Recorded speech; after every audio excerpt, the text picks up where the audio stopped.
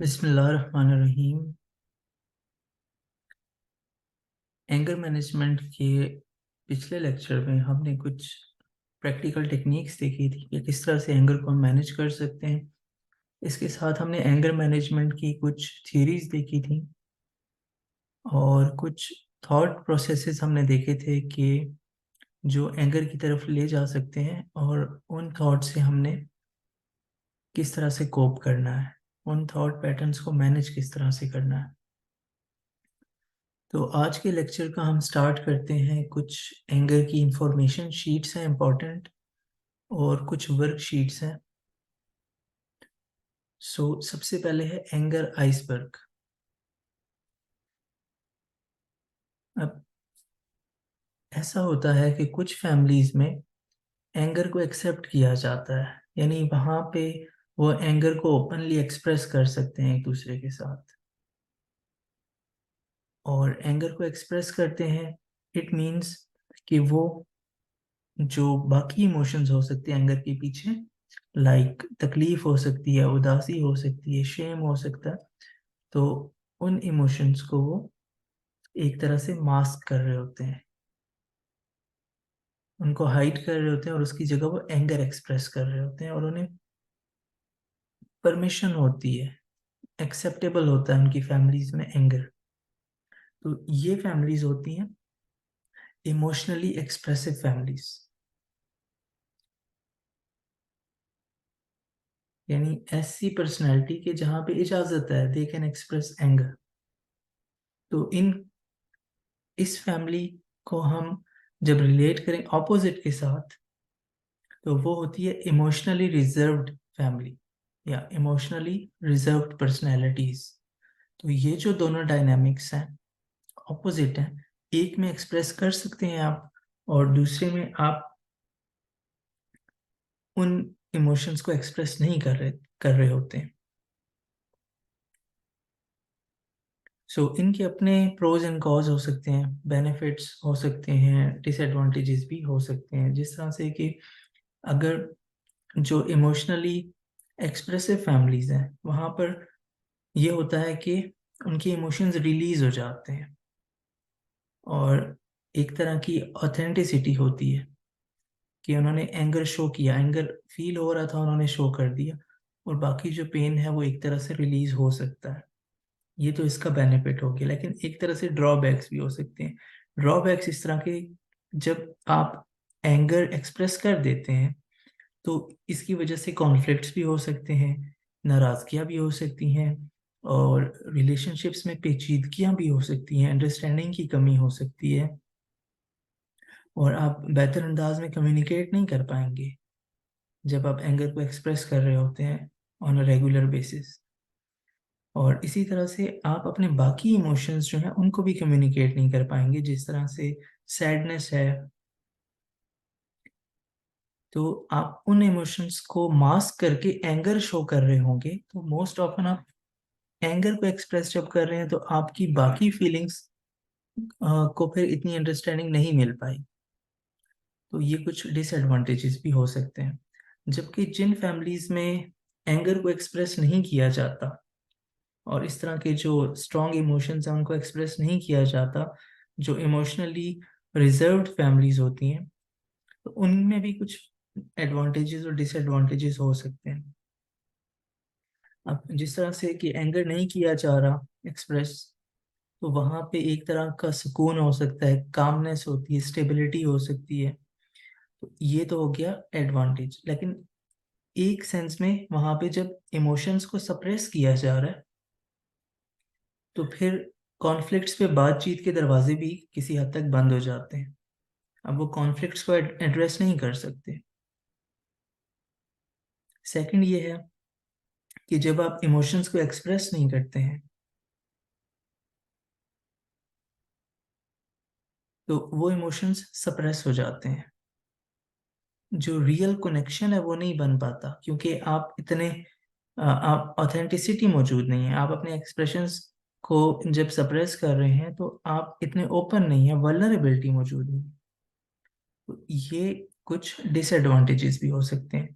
तो हमने actually balance maintain करना होता है। अब बैलेंस कैसे मेंटेन कर सकते हैं? सेल्फ अवेयरनेस के साथ, कि आप सबसे पहले अपने इमोशंस को समझें, उनको पहचानें।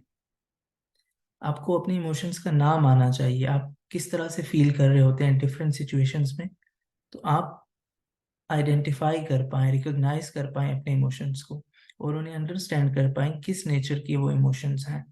सबसे पहले तो ये। देन आप कम्युनिकेट करते हैं, और कम्युनिकेशन आप ऑनेस्टली करें, ओपनली करें, लेकिन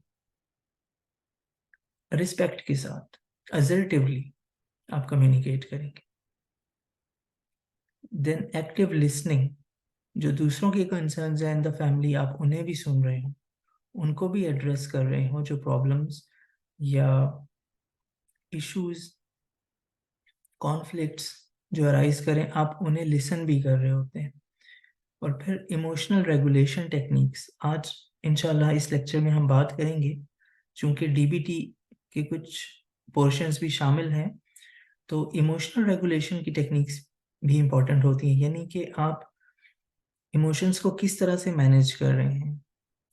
आप डीप ब्रीदिंग के थ्रू, माइंडफुलनेस, प्रेजेंट में रहते हुए, नॉन जजमेंटली, या आप लिख लेते हैं इमोशंस को, जर्नलिंग करते हैं, इस तरह से आप इंटेंस इमोशंस को मैनेज कर सकते हैं।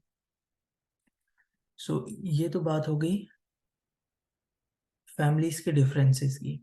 अब एंगर के कुछ ट्रिगर्स हो सकते हैं। वो ट्रिगर्स प्लेसेस हो सकती हैं, नापसंदीदा प्लेसेस पे एंगर ट्रिगर हो सकता है, कुछ लोग हो सकते हैं, या ऐसी सिचुएशंस हो सकती हैं जहाँ पे आपको गुस्सा आ सकता है। तो ये एंगर के ट्रिगर्स होते हैं, और एंगर के ट्रिगर्स को समझना इंतहाई अहम होता है, क्योंकि ये कुछ दूसरे इमोशंस हो सकते हैं जो आपके एंगर के पीछे छुपे होते हैं।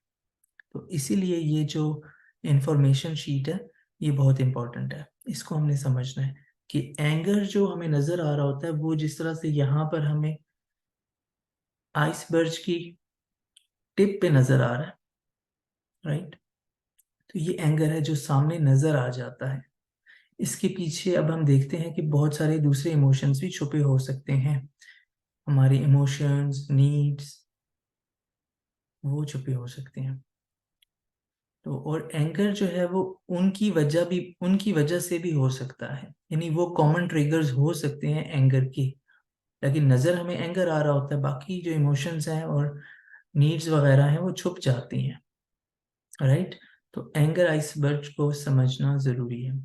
अब एंगर है, ये मास्क कर देता है, छुपा देता है बाकी इमोशंस को, जिनको समझना जरूरी होता है। अब वो इमोशंस कौन से? ये है, टिप पे तो हमें एंगर नजर आ रहा है, लेकिन उसके नीचे ये इमोशंस अक्सर छुपे रह जाते हैं। Sadness, disappointment, loneliness. अब जो लोग एम्बेरस्ड फील कर रहे हैं, हर्ट फील कर रहे हैं, हेल्पलेस या इन पेन वो फील कर रहे हैं, तो अब वो एंगर शो कर रहे हैं, यानी ये जो इमोशंस हैं ये सामने नजर नहीं आ रहे।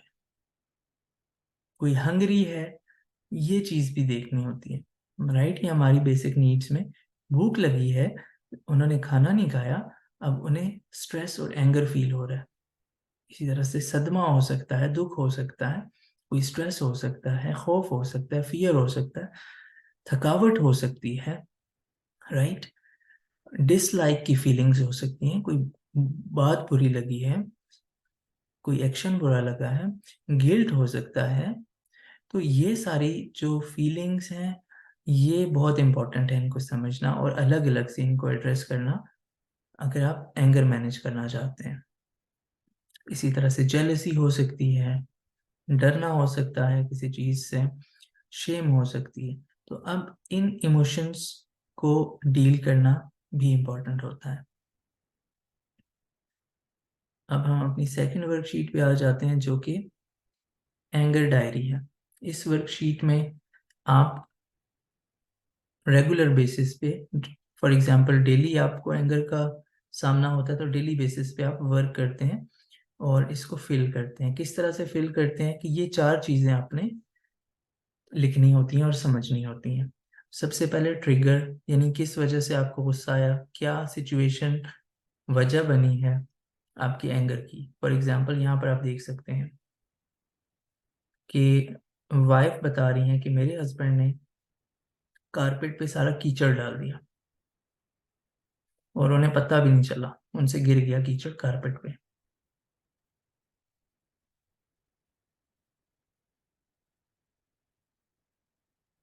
जो कि उन्होंने बनाया था कुछ दिन पहले। अब उन्हें इस बात पे गुस्सा आ गया। अब वार्निंग साइंस क्या थे गुस्से के, कि गुस्से से पहले जो साइंस होते हैं वो वार्निंग साइंस होते हैं। तो अब वो वाइफ बता रही हैं कि मुझे शदीद गुस्सा आ गया और मैंने महसूस किया कि मेरे हाथ कांप रहे थे और वो बहस कर रही थी, आर्गुमेंट्स। फिर जैसे उनका गुस्सा बढ़ता गया तो उनका फेस जो है वो हॉट हो गया। तो अब ये वार्निंग साइंस है, यानी कि गुस्सा आ रहा है और बढ़ता जा रहा है, ये वार्निंग साइंस है। अब एंगर का रिस्पॉन्स क्या हुआ, यानी ये एंगर तो आ गया, हमने देखा था, पढ़ा था कि एंगर जो है वो इमोशनल रिस्पॉन्स होता है। अब ये रिस्पॉन्ड करेगी एंगर पे, देन आगे हम देखते हैं कि उनके हस्बैंड का क्या रिस्पॉन्स होता है। तो इन्होंने स्क्रीम किया अपने हस्बैंड पे, शोर मचाया, चीखना चिल्लाना हम जिसे कहते हैं। तो इनका दिल कर रहा था कि वो कुछ उठा के फेंके, लेकिन उन्होंने ऐसा नहीं किया। और उनके माइंड में ये थॉट्स आ रही थी कि वो कितने सेल्फिश हैं। अब चूंकि उन्होंने गुस्से का इजहार चीख के कर लिया, तो अब इसका नतीजा क्या निकला कि जो हस्बैंड हैं उन्हें भी शदीद गुस्सा आ गया और फिर वो कई घंटों तक बहस करते रहे और झगड़ा होता रहा। और जब वो सोने के लिए रात को गई हैं तो वो गिल्टी और उदास फील कर रही थी। राइट। अब आपने इन चीज़ों पे गौर करना है। सबसे पहले ट्रिगर आपने लिखना होता है कि क्या सिचुएशन थी, किस बात पे आपको गुस्सा आया था, ऐसा क्या हुआ था। दूसरा, आपने जो वार्निंग साइंस आपको अपने अंदर नजर आए आपने नोटिस करने हैं कि गुस्से के टाइम पे आप कौन से ऐसे साइंस थे आपकी बॉडी में स्पेशली। देन रिस्पॉन्स, आपने क्या किया जब एंगर आपको आया, और फिर उसका नतीजा क्या निकला फाइनली। इस तरह से आपने इवेंट्स लिखने हैं इस एग्जाम्पल की हेल्प से।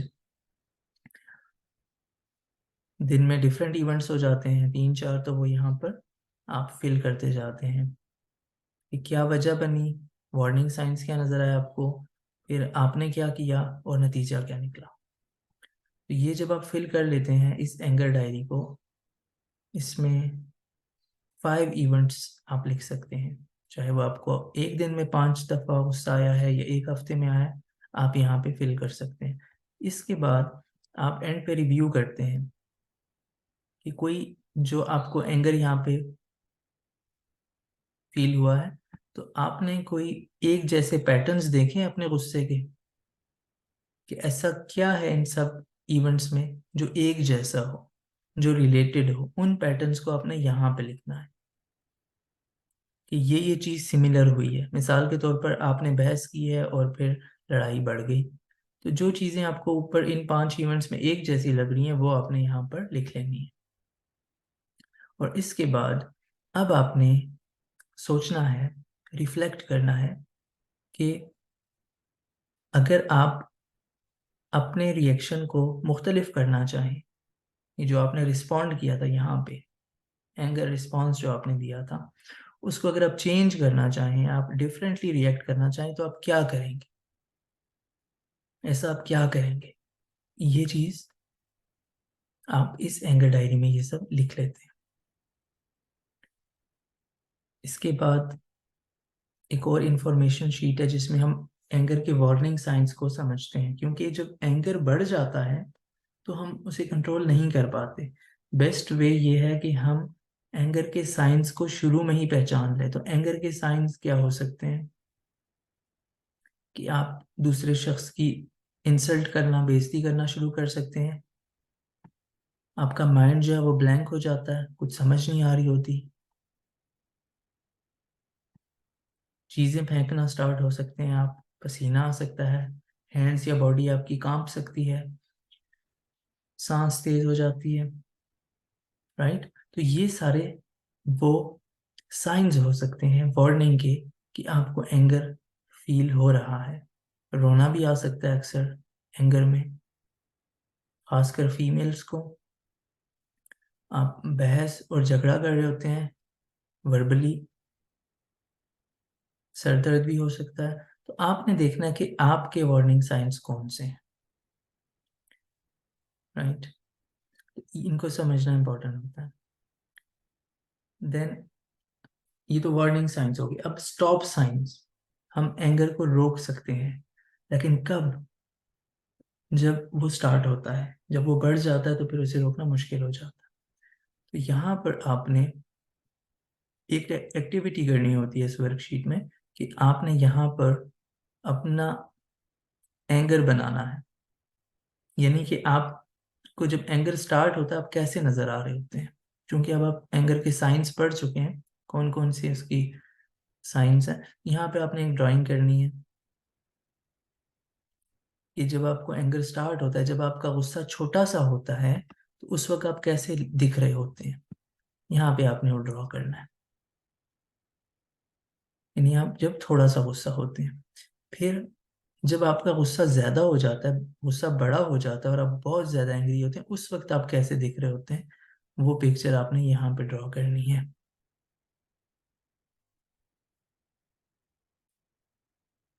देन एंगर के स्टॉप साइंस, कहाँ पे हम एंगर को रोक सकते हैं। अब जब एंगर स्टार्ट होता है, जो भी हमने साइंस पढ़े थे, जब आपका दिल करता है कोई चीज उठा के फेंकने का, कुछ मारने का, किसी को तंग करने का, आवाज बुलंद करने का, शोर करने का, जब आप कांपना शुरू हो जाते हैं, जब आपकी आंखों में आंसू आ जाते हैं, जब आप तंग हो रहे होते हैं बहुत ज्यादा, ये सारे साइंस हैं। जब आप लॉजिकली नहीं सोच पाते हैं, माइंड ब्लैंक हो जाता है, आप खामोश हो जाते हैं, ये साइंस है कि यहाँ पर आप एंगर को रोक सकते हैं। अगर आप माइंडफुल रहते हैं और डिसाइड करते हैं कि इस सिचुएशन को आगे ना बढ़ने दें, आप या तो वहां से थोड़ी देर के लिए चले जाएं, इस लम्हे को गुजरने दें, तो यहाँ पर आप एंगर को रोक सकते हैं।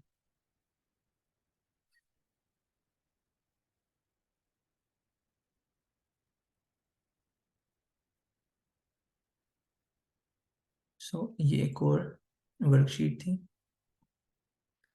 देन यहाँ पर एक विजुअलाइजेशन एक्सरसाइज है। ये वर्कशीट है कि आपका बेस्ट पॉसिबल सेल्फ क्या है, आप अपने आप को कहाँ पे देखते हैं। आप बेस्ट जब सोचते हैं लाइफ में, आप खुद को कहाँ देखते हैं, आप ऐसा क्या करना चाहते हैं, आप क्या बनना चाहते हैं कि आप बेस्ट हों। तो सबसे पहले आपको लिखना होगा, देन आप विजुअलाइज करेंगे।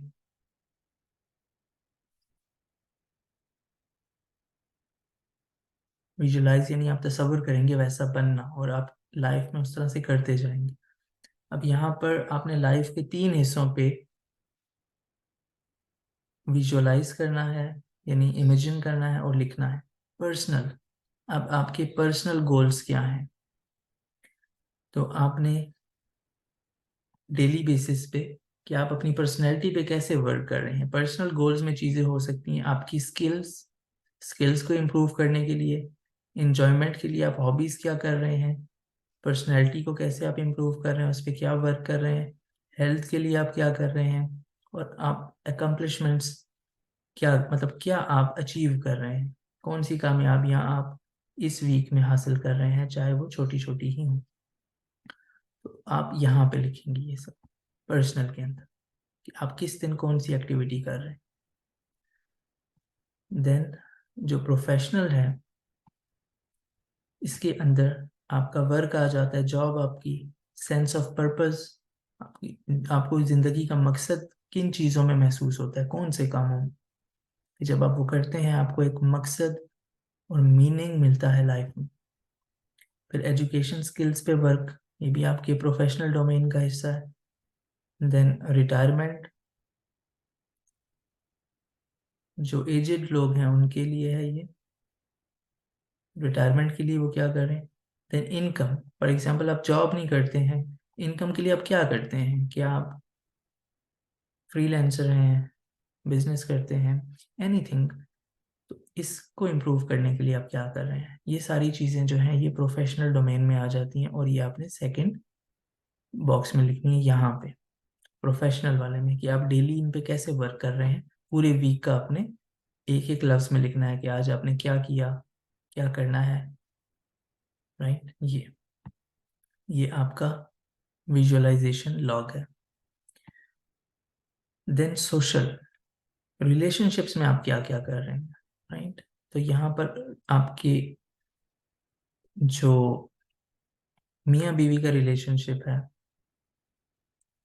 वो सबसे पहले, देन फ्रेंड्स और फैमिली हैं उनके साथ जो रिलेशनशिप है उसको आप बेहतर बनाने के लिए क्या करें, यानी आप खुद को कैसा देखते हैं अपने रोमांटिक रिलेशनशिप में, अपने फ्रेंड्स के साथ, आप अपनी फैमिली के साथ खुद को कैसा देखते हैं, आप कैसे हों। जो आपका एक फ्यूचर सेल्फ होता है या बेस्ट पॉसिबल सेल्फ होता है, आप खुद को बेहतरीन जब देखते हैं कि एक दिन मैंने ऐसा बनना है, मुझे ये अचीव करना है, आप खुद को कैसा देखते हैं, तो उसके बारे में आपने गोल्स बनाने हैं पूरे वीक के। तो आप इन रिलेशंस के बारे में गोल्स बनाएंगे। अब आप जब ये गोल्स यहाँ पे लिख चुके हैं इस लॉग में, अब आपने यहाँ पर वर्क स्टार्ट करना है कि जैसे पर्सनल डोमेन था, जो उसके अंदर चीज़ें थी, उसके बारे में आपने 1 मिनट तक तसव्वुर करना है, आपने इमेजिन करना है, माइंड में सोचना है कि आप उसको कैसे बेस्ट बना सकते हैं, बेस्ट पॉसिबल सेल्फ होगा क्या, और वो अचीव कैसे होगा, यानी आपकी ज़ात बेहतरीन अंदाज में पर्सनली कैसे होगी। तो उस जो विजुअलाइजेशन लॉग आपने फिल किया है उसको देखते हुए अब आपने 1 मिनट तक इमेजिन किया, तसव्वुर किया, और अब आप 5 मिनट तक यहाँ पर, चूंकि ये वर्कशीट आप प्रिंट कर लेते हैं, यहाँ पर आप उसके बारे में लिखेंगे। इसी तरह से आपकी जो प्रोफेशनल डोमेन है इन चीज़ों के बारे में भी आप इसी तरह से 1 मिनट इमेजिन करेंगे और 5 मिनट तक यहाँ पर लिखेंगे। और फिर एंड पे जो आपका सोशल डोमेन है, जो रिलेशनशिप्स हैं, उसके बारे में भी इसी तरह कि आप बेस्ट खुद को कहाँ पे देखते हैं उसके बारे में आप 1 मिनट सोचेंगे और 5 मिनट तक यहाँ पर लिखेंगे। तो ये जो एक्सरसाइज है ये आपको आपकी स्ट्रेंथ्स के साथ जोड़ती है, आपको जो आपका सेल्फ है उसके साथ आपकी अंडरस्टैंडिंग बनती है, आप कंपैशनेट होते हैं और आप अच्छा फील करते हैं, एक तरह से आपको सुकून मिलता है, आप बेस्ट की तरफ बढ़ना चाहते हैं। सो ये एंगर मैनेजमेंट के लिए बहुत हेल्पफुल हो सकता है। इसी तरह से नेक्स्ट, ये एक इंफॉर्मेशन शीट है कि आपने ट्रिगर्स से अवेयर होना है। एंगर के जो ट्रिगर्स हैं आपको मालूम होने चाहिए, आपके ट्रिगर्स कौन से हैं। आपने एक लिस्ट बनानी है, आपको मालूम हो किस किस चीज़ से आपको गुस्सा आ जाता है, वो कौन से इवेंट्स हैं, वो कौन से लोग हैं, वो कौन सी थॉट्स हैं, वो कौन सी बातें हैं, ये वो कौन सी जगह हैं। उन सारे ट्रिगर्स को आपने लिस्ट करना है, लिखना है, और आपने डेली उनको देखना भी है लिखने के बाद। इससे क्या होगा कि वो आपके माइंड में फ्रेश रहेंगे, आपको पता होगा कि आपके ट्रिगर्स कौन से हैं, किन चीज़ों से आपको गुस्सा आ सकता है, कौन सी चीज़ें मसला बन सकती हैं। अब अक्सर ऐसा होता है कि आपको अवॉइड करना होता है ट्रिगर्स को, यानी उनको फेस नहीं करना। यानी आपने अपनी लाइफ को इस तरह बनाना है, अपने रिलेशनशिप्स को और अपने वर्क को जो दिन भर आप करते हैं उसको आपने ऐसा बनाना है कि आप ट्रिगर का सामना ही ना हो या आप उसको अवॉइड करें। लेकिन हमेशा ऐसा नहीं हो सकता, कभी ना कभी आपको उसको फेस करना पड़ता है और आपको एंगर आ सकता है, चांसेस होते हैं। तो कभी ना कभी आपको उसको फेस करना पड़ेगा। तो आप ये ज़रूर कर सकते हैं कि उन टॉपिक्स को, उन सिचुएशंस से उस टाइम पे ज़रूर बचें जब आप थके हुए हों, जब आपको भूख लगी हुई हो, या जब आप अपसेट हों, उदास हों। इन 3 सिचुएशन में आप ट्रिगर्स को अवॉइड करें। और इनको डिस्कस कब करें, इनका फेस कब करें? जब आप थके हुए भी ना हो, जब आपको भूख भी ना लगी हो, जब आप उदास भी ना हो, अपसेट भी ना हो। तो अच्छे मूड में आप इनको एड्रेस कर सकते हैं। तो ये तो हो गया ट्रिगर्स के बारे में।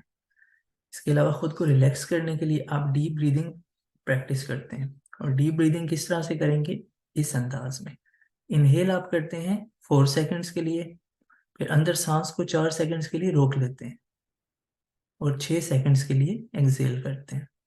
यानी सांस को बाहर आपने कितनी देर तक निकालना है? स्लोली स्लोली 6 सेकंड तक के लिए। कुछ देर तक जब आप डीप ब्रीदिंग प्रैक्टिस करते हैं, आप पुरसकून हो जाते हैं, रिलैक्स हो जाते हैं। इसके अलावा आपने एंगर लॉग एक रखना होता है, जैसे एंगर डायरी की अभी हम बात कर रहे थे। ये एंगर लॉग, एंगर में आप कैसा महसूस कर रहे थे, कितना शदीद एंगर था, और आपके माइंड में क्या था, क्या थॉट्स चल रही थी, और क्या आपको भूख लगी थी, क्या आप थके हुए थे, या आप स्ट्रेस महसूस कर रहे थे। ये आप एंगर की एक डायरी अलग से बनाते हैं जिसमें ये मालूमात आप लिखते हैं। और ऐसा फिर क्या हुआ, एंग्री जब आप फील कर रहे थे तो हुआ क्या था उस वक्त, वो हकायक आप लिखते हैं। किन चीज़ों ने आपको ट्रिगर किया, आपने कैसा रिएक्ट किया। जो भी हमने पिछला एंगर डायरी देखी थी उसमें ये चीज़ें गिवन है, तो वहाँ पे आप उसे फिल कर सकते हैं। उस वक्त आपकी थॉट्स क्या थी, फीलिंग्स क्या थी। और अब जबकि वो गुस्से का एपिसोड गुजर चुका है, अब आप जब उसको दोबारा से देखते हैं, सोचते हैं, तो क्या कुछ चीज़ें आपको मुख्तलिफ नज़र आ रही हैं? ये आप लिखते हैं। देन इसके बाद कोपिंग स्किल्स, आप खुद को डाइवर्ट कर सकते हैं, डिफरेंट चीज़ें कर सकते हैं। जब आपको गुस्सा फील होना स्टार्ट होता है तो आप कुछ डिफरेंट एकदम से स्टार्ट कर दें, तो इस तरह से आप एंगर को कोप कर सकते हैं। तो ये डाइवर्जन हो सकती हैं। आप लिखने लग जाएं, आप नहाने चले जाएं, आप स्विमिंग कर लें, वेट लिफ्टिंग कर सकते हैं, फ्रेंड को कॉल कर लें। मुख्तलिफ चीज़ें हैं जो आप कर सकते हैं। तो जब आपका माइंड डाइवर्ट हो जाएगा और आपका जो एंगर है वो फीलिंग गुजर जाएगी। इसी तरह से टेक अ टाइम आउट। जब आप एंग्री फील कर रहे हैं तो आप उस वक्त उस सिचुएशन से हट जाते हैं, मसले से आप वॉक अवे कर जाते हैं। और जब आप कूल डाउन हो जाते हैं, रिलैक्स हो जाते हैं, थोड़ी देर बाद वो इमोशन गुजर चुका होता है, तो फिर आप उस मसले की तरफ वापस आ जाते हैं और उसे आप डिस्कस करके रिजॉल्व कर सकते हैं। तो ये भी एक अच्छी टेक्निक होती है एंगर मैनेजमेंट के लिए। फॉर एग्जाम्पल, आप पार्टनर के साथ हैं और आप एंग्री फील कर रहे हैं, लड़ाई का खतरा है, तो आप टाइम आउट्स आपने पहले से डिस्कस किए हुए हो कि आपने कैसे टाइम आउट लेना है। तो ये मसले को अवॉइड करने के लिए नहीं है, बल्कि कूल डाउन करने के लिए, आप रिलैक्स हो जाएं। असल इसका मकसद ये है कि आप रिलैक्स हो जाएं, मसले पे आप बाद में तसल्ली से अच्छे मूड में बात कर सकते हैं। तो प्लान आउट्स टाइम आउट्स के दौरान आप करेंगे क्या, उसको आपने प्लान करना है। आपकी मर्जी की एक्टिविटीज़ हो सकती हैं जिससे आपको अच्छा फील होता है। तो उस वक्त आप डिफरेंट रूम्स में अपनी अपनी एक्टिविटी करेंगे। साथ होने से मजीद बहस या झगड़े का खतरा हो सकता है, एंगर बढ़ सकता है। उस टाइम पे आप अलग अलग रूम्स में चले जाएं। और ये जो डाइवर्जन की लिस्ट है, आप इनमें से कुछ कर सकते हैं। अगर आपके पास कोई स्पेसिफिक एक्टिविटी नहीं है, कोई फेवरेट हॉबी, आप वो भी कर सकते हैं। अगर आपके माइंड में ऐसा कुछ नहीं है तो यहाँ से आपको सिलेक्ट कर सकते हैं। और फिर 30 मिनट के बाद या 1 घंटे के बाद आप वापस आ जाते हैं उस मसले पे, आराम सुकून से रिस्पेक्ट के साथ बात करते हैं। क्योंकि कुछ मसाइल ऐसे होते हैं जिन्हें इग्नोर नहीं करना होता, जिनको हल करना होता है। और आपने अपने वार्निंग साइंस को समझना है कि जैसे ही आपको एंगर आए तो आप टाइम आउट ले लें या वहाँ से मूव कर जाएं। तो एंगर के जो साइंस हैं वार्निंग के, वो समझने ज़रूरी होते हैं, जिनका हम पहले भी जिक्र कर चुके हैं, राइट।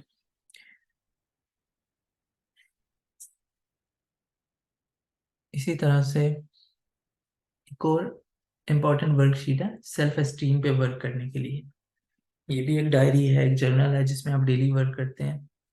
और ये अपनी जो सेल्फ एस्टीम है, सेल्फ रिस्पेक्ट है, आपका जो सेल्फ कंपैशन है, आप अपने आप को किस तरह देखते हैं, आप किस तरह से दुनिया में रहते हैं एक अच्छे वे में, सेल्फ रिस्पेक्ट के लिए, ये एक जर्नल है जिसे आप फिल करते हैं।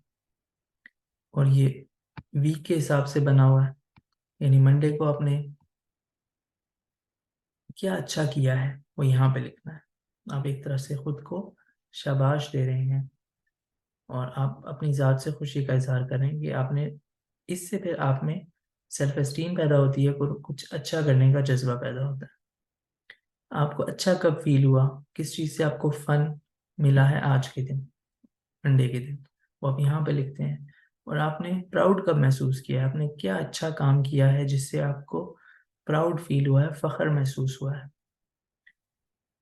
तो जब आप खुद पे वर्क कर रहे होंगे, जो हमने पहले एक वर्कशीट देखी है एट द स्टार्ट, जब आप अपने पर्सनैलिटी पे वर्क कर रहे होंगे, अपने रिलेशनशिप्स पे और अपने जो आपका पर्पस है लाइफ का, जो आप जॉब करते हैं या वर्क करते हैं या बिजनेस करते हैं, उन सब पे आप वर्क कर रहे होंगे, तो आप वो चीज़ें भी यहाँ पे लिख सकते हैं।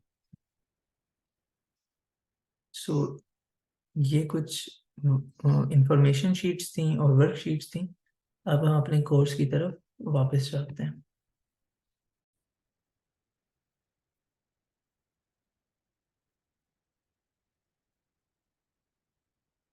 DBT for anger management. अब हम देखते हैं कि डायलेक्टिकल बिहेवियरल थेरेपी को हम एंगर मैनेजमेंट के लिए किस तरह से यूज़ कर सकते हैं। एक्चुअली जो डायलेक्टिकल बिहेवियरल थेरेपी है, डीबीटी, ये बनाई गई थी specifically border line personality disorder के लिए। डॉक्टर मार्शा लाइनन ने डीबीटी बनाई थी बॉर्डर लाइन पर्सनैलिटी डिसऑर्डर यानी बीपीडी के लिए। और जब हम बॉर्डर लाइन पर्सनैलिटी डिसऑर्डर को देखते हैं तो उसमें मुख्तलिफ सिम्टम्स हैं, लेकिन उसमें एक मेन सिम्टम शदीद गुस्सा भी है। तो इसके अंदर जो स्किल्स हैं डायलेक्टिकल बिहेवियरल थेरेपी के अंदर, एक्चुअली ये एक तरह से स्किल सेट है। इसमें 4 मेन स्किल्स हैं और वो चारों स्किल्स जो है वो एंगर मैनेजमेंट के लिए बहुत अच्छे से यूज़ की जा सकती हैं। तो इस कोर्स में हमने मुख्तसरन वो चारों स्किल्स भी शामिल की हैं। So DBT, D stands for dialectical. Dialectical का मीनिंग हम आपको यहाँ बताते चलें कि डायलेक्टिकल का ये मीनिंग होता है कि हम लाइफ को डायलेक्टिकली देख रहे हैं, यानी दोनों तरफ से देख रहे हैं। यानी ब्लैक एंड वाइट में हम नहीं देख रहे बल्कि ग्रे में देख रहे हैं। हम चीज़ों को इस तरह से देख रहे हैं जैसे कि एक कॉन्सेप्ट है चेंज का कॉन्सेप्ट। यानी अगर आप चीज़ों को चेंज करना चाहते हैं तो आपको उन्हें पहले एक्सेप्ट भी करना होगा। यानी दिखने में एक्सेप्टेंस और चेंज ऑपोजिट लग सकते हैं, यानी या हम चीज़ों को एक्सेप्ट करेंगे या चेंज करेंगे, दिखने में ये ऑपोजिट है, लेकिन एक्चुअली चेंज करने के लिए एक्सेप्ट करना ज़रूरी होता है। कि जब आपने एक इशू को एक्सेप्ट ही नहीं किया, उसको तस्लीम ही नहीं किया, आप उस पर वर्क ही नहीं करेंगे, तो आप उस मैटर में चेंज कैसे ला सकें। सो डायलेक्टिकल का बेसिकली ये मीनिंग है। और बिहेवियर यानी कि इन स्किल्स के थ्रू आपने अपनी बिहेवियर पे वर्क करना होता है। तो अब हम देखते हैं ये स्किल्स किस तरह से वर्क करती हैं।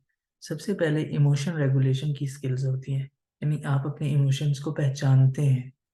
चूंकि ये एंगर का कोर्स है, हम एंगर के इमोशन की बात करते हैं। आप अपने गुस्से को पहचानते हैं, आप उसे समझते हैं, एंगर का नेचर क्या होता है, और फिर आपने उसे मैनेज कैसे करना है। तो यह इमोशन की रेगुलेशन, आपने उसकी पहचान की, आपने उसे समझा और आपने उसे मैनेज किया, और ये स्किल होती है हमेशा। सो डीबीटी में मुख्तलिफ स्किल्स होती हैं और उन्हें एब्रीविएशन के तौर पर याद करवाया जाता है क्लाइंट्स को। तो अब हम एक स्किल है प्लीज मास्टर, ये एक एब्रीविएशन हम देखते हैं इन सब से क्या बनता है। PLEASE MASTER, इन सब से क्या बनता है, और वो याद कर ली जाता है कि इनसे, इस एब्रीविएशन से क्या बनता है, उसको याद कर लिया जाता है और अप्लाई किया जाता है। तो ये प्लीज मास्टर स्किल कहलाती है।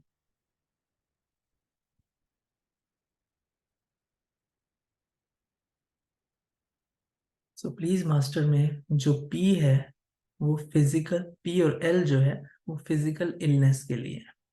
यानी अगर आपकी कोई जिस्मानी बीमारी है, आपने उसे ट्रीट करना है, आपने मेडिसिन आपको कोई डॉक्टर ने दी है वो आपने लेनी है, आपने उसके लिए जो एक्सरसाइज करनी है। तो ये यानी फिजिकल इलनेस, जो जिस्मानी बीमारियां, आपने उन पे वर्क करना है। उनकी वजह से भी आपको इमोशनल इश्यूज हो सकते हैं, आपको गुस्सा आ सकता है, तो हेल्थ पे आपने वर्क करना है। दूसरी चीज है ई, यहाँ पे ई है तो ई स्टैंड्स फॉर ईटिंग। ईटिंग जो है वो आपकी बैलेंस्ड होनी चाहिए, यानी आपने बैलेंस्ड डाइट लेनी है। आपके जो खाने हैं, जो खुराक आप लेते हैं, उसमें मिक्स्ड चीज़ें होनी चाहिए, फ्रूट्स, वेजिटेबल्स, दालें, गोश्त, ड्राई फ्रूट्स। तो बैलेंस्ड आपके मील्स होने चाहिए, इससे भी आपका मूड सही रहेगा। देन मूड को चेंज करने वाले जो सब्सटेंसेस होते हैं उन्हें आपने अवॉइड करना है। ये भी हो सकता है कि आपका मूड जो है वो कुछ चीज़ों की वजह से बढ़ रहा हो, जिस तरह से स्मोकिंग है, ड्रग्स का यूज़ है, ये चीज़ें आपने अवॉइड करनी है। Then S stands for sleep. तो आपकी जो स्लीप है वो बैलेंस्ड होनी चाहिए, यानी कि आपने नींद पूरी करनी है। आपने 8 से 9 घंटे जो बताया जाता है टाइम, नींद हो, और नींद पुरसकून होनी चाहिए, उससे आपको मुकम्मल आराम मिलना चाहिए। स्लीप की वजह से भी एंगर हो सकता है, अगर आपकी नींद पूरी नहीं, आप थके रहेंगे, आप स्ट्रेस और गुस्सा महसूस कर सकते हैं। नेक्स्ट चीज़ है get exercise. So E stands for exercise. Exercise relax रहने के लिए बहुत इंपॉर्टेंट होती है। आप एनर्जेटिक महसूस करते हैं, आपका मूड अच्छा होता है इससे। तो एक्सरसाइज आपने डेली बेसिस पे लेनी होती है, डेली आपने एक्सरसाइज करनी होती है। रेगुलर फिजिकल एक्टिविटी इंपॉर्टेंट होती है, इससे आप फिजिकली भी ठीक रहते हैं और इमोशनली भी। तो ये तो हो गया प्लीज।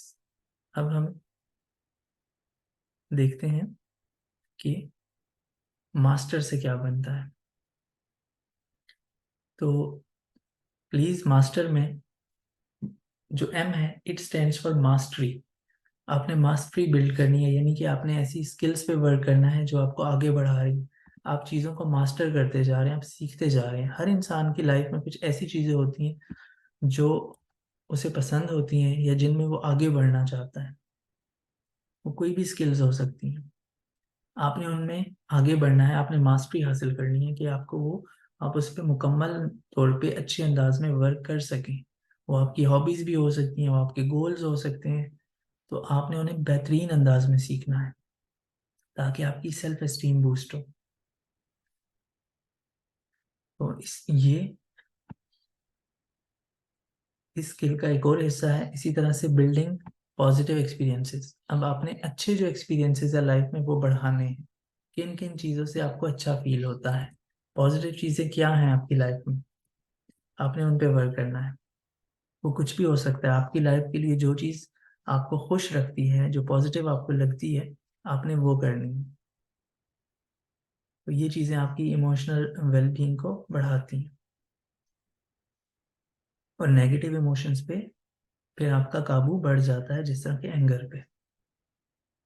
यानी जो चीज़ें आपको खुशी देती हैं पॉजिटिव इमोशंस लेके आती हैं, वो चीज़ें आपने रेगुलर बेसिस पे करनी है।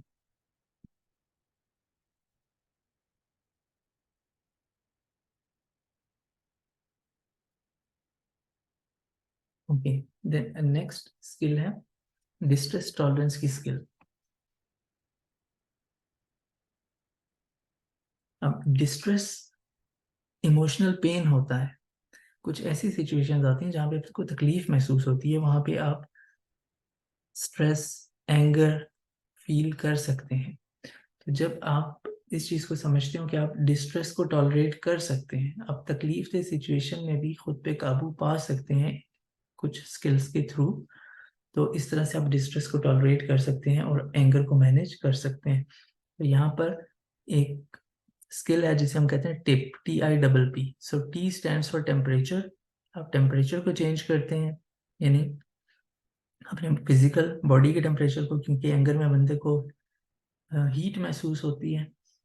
इस तरह से आप इंटेंस एक्सरसाइज करके अपने मूड को चेंज करते हैं। पेस्ड ब्रीदिंग, जिसे हम स्लो ब्रीदिंग कहते हैं, और PMR यानी पेयर्ड मसल रिलैक्सेशन।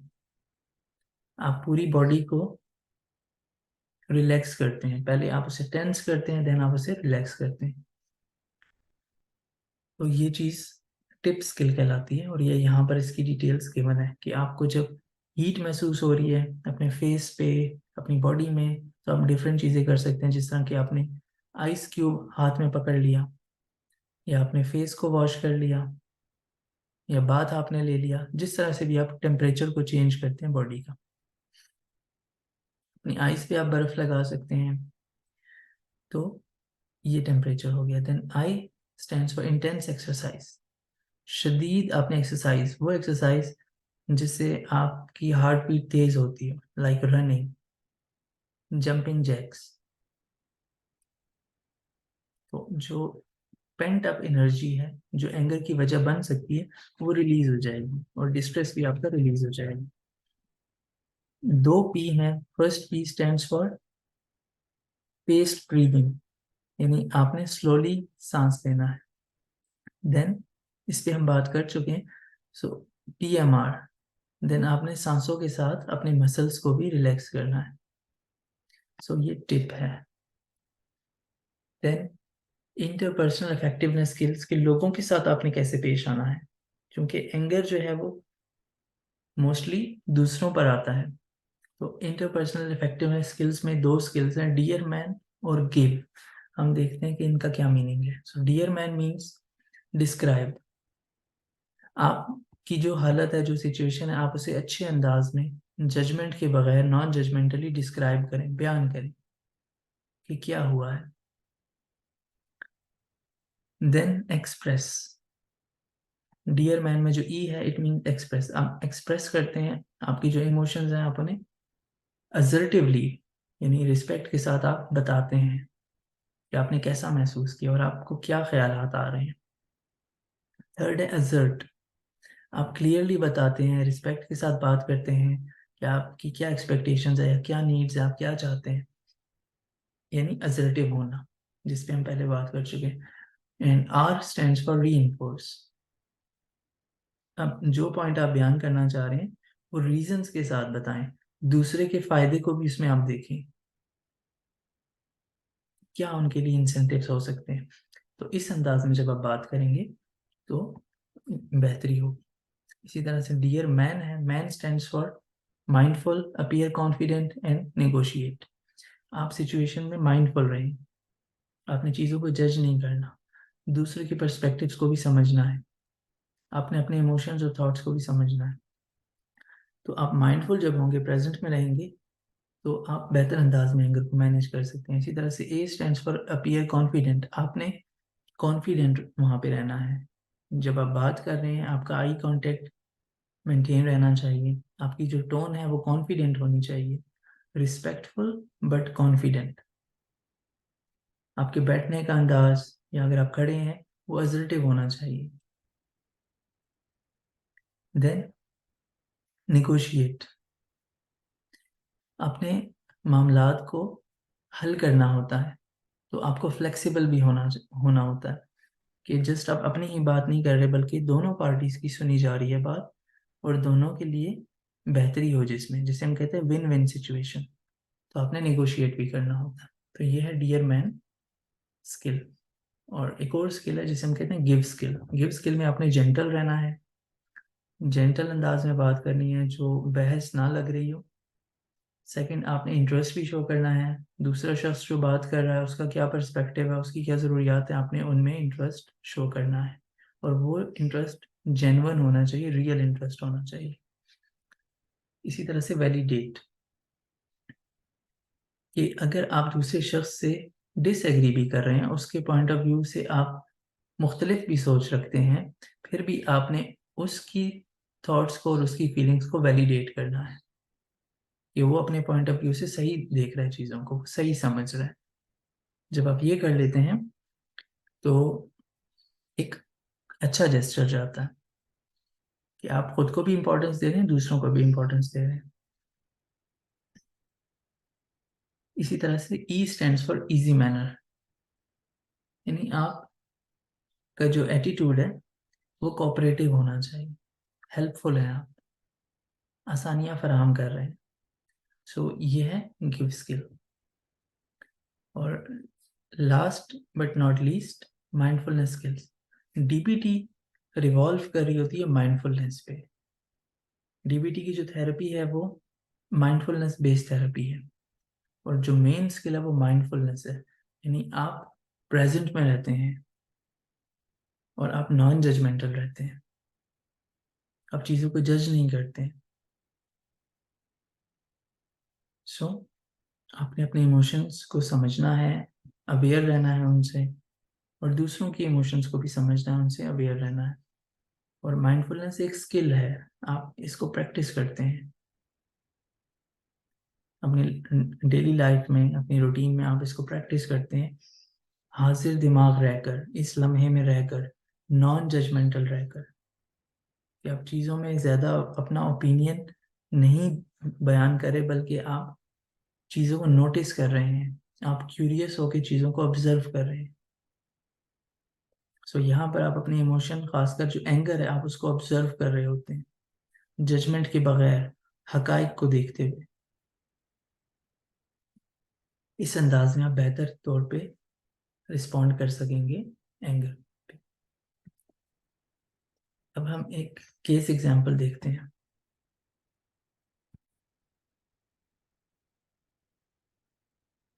अब एक शख्स है जॉन, हम उसके लिए एंगर मैनेजमेंट का ट्रीटमेंट प्लान बना रहे हैं कि किस तरह से हमने एडजस्ट करना है उसके एंगर को, और किस तरह से हमने ट्रीट करना है, किस तरह से हमने थेरेपी देनी है फॉर एंगर मैनेजमेंट। तो सबसे पहले पर्सनलाइजेशन, कि आप उस शख्स की जो इंडिविजुअलिटी है, उस शख्स के ज़ाती मसाइल क्या हैं, उसकी ज़रूरियात क्या हैं, उसके गोल्स क्या हैं, आप ये चीज़ें एसेस करते हैं। यानी आप अब अपनी थेरेपी को उस शख्स के लिए ख़ास बना रहे हैं, पर्सनलाइज कर रहे हैं, उसकी शख्सियत को देखते हुए, उसके एंगर के इश्यूज किस तरह के हैं, उसके ट्रिगर्स किस तरह के हैं।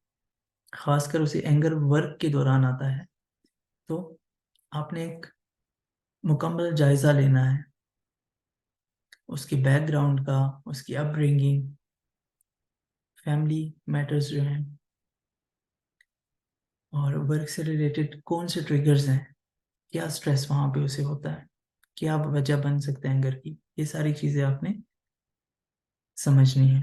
और इसके बाद जॉन के पर्सनल गोल्स क्या हैं, वो क्या चाहता है लाइफ में, क्या अचीव करना चाहता है, उसकी क्या एस्पायरेशंस हैं। तो ये सब एक्सप्लोर आप करते हैं। इसके बाद टारगेटेड इंटरवेंशन, जो आप थेरेपी देने जा रहे हैं, वो उन ख़ास ट्रिगर्स और वो जो मसाइल फेस कर रहा है, जो वर्क प्लेस पे उसको स्ट्रेस फील हो रहा है, आप उससे रिलेट करेंगे अपनी थेरेपी को। जैसे कि उसने बताया कि जो मीटिंग्स होती हैं उसमें बहुत ज़्यादा प्रेशर होता है, और जो काम करने की डेडलाइंस होती हैं वो बहुत स्ट्रेसफुल होती हैं। तो अब आपने इन चीज़ों पे वर्क करना है। ऐसा ट्रीटमेंट प्लान बनाना है आपने कि जिसमें आप उन्हें इन मसाइल से कोप करने के लिए स्ट्रेटजीज फराहम कर रहे होंगे। और इसके अलावा जो अंडरलाइंग स्ट्रेसर्स हो सकते हैं जो सामने नहीं आए प्रोफेशनल लाइफ में, जो अंडरलाइंग स्ट्रेसर्स हो सकते हैं, आपने उन पे भी वर्क करना है। अब स्पेसिफिकली आपने जॉन के पर्सनल गोल्स देखने हैं कि वो क्या चाहता है। खासकर मसला जो है वो प्रोफेशनल रिलेशनशिप्स में है, वर्क के दौरान जो वहाँ पे रिलेशनशिप्स हैं जहाँ पे उसे एंगर का सामना करना पड़ रहा है। तो उसकी गोल्स क्या हैं?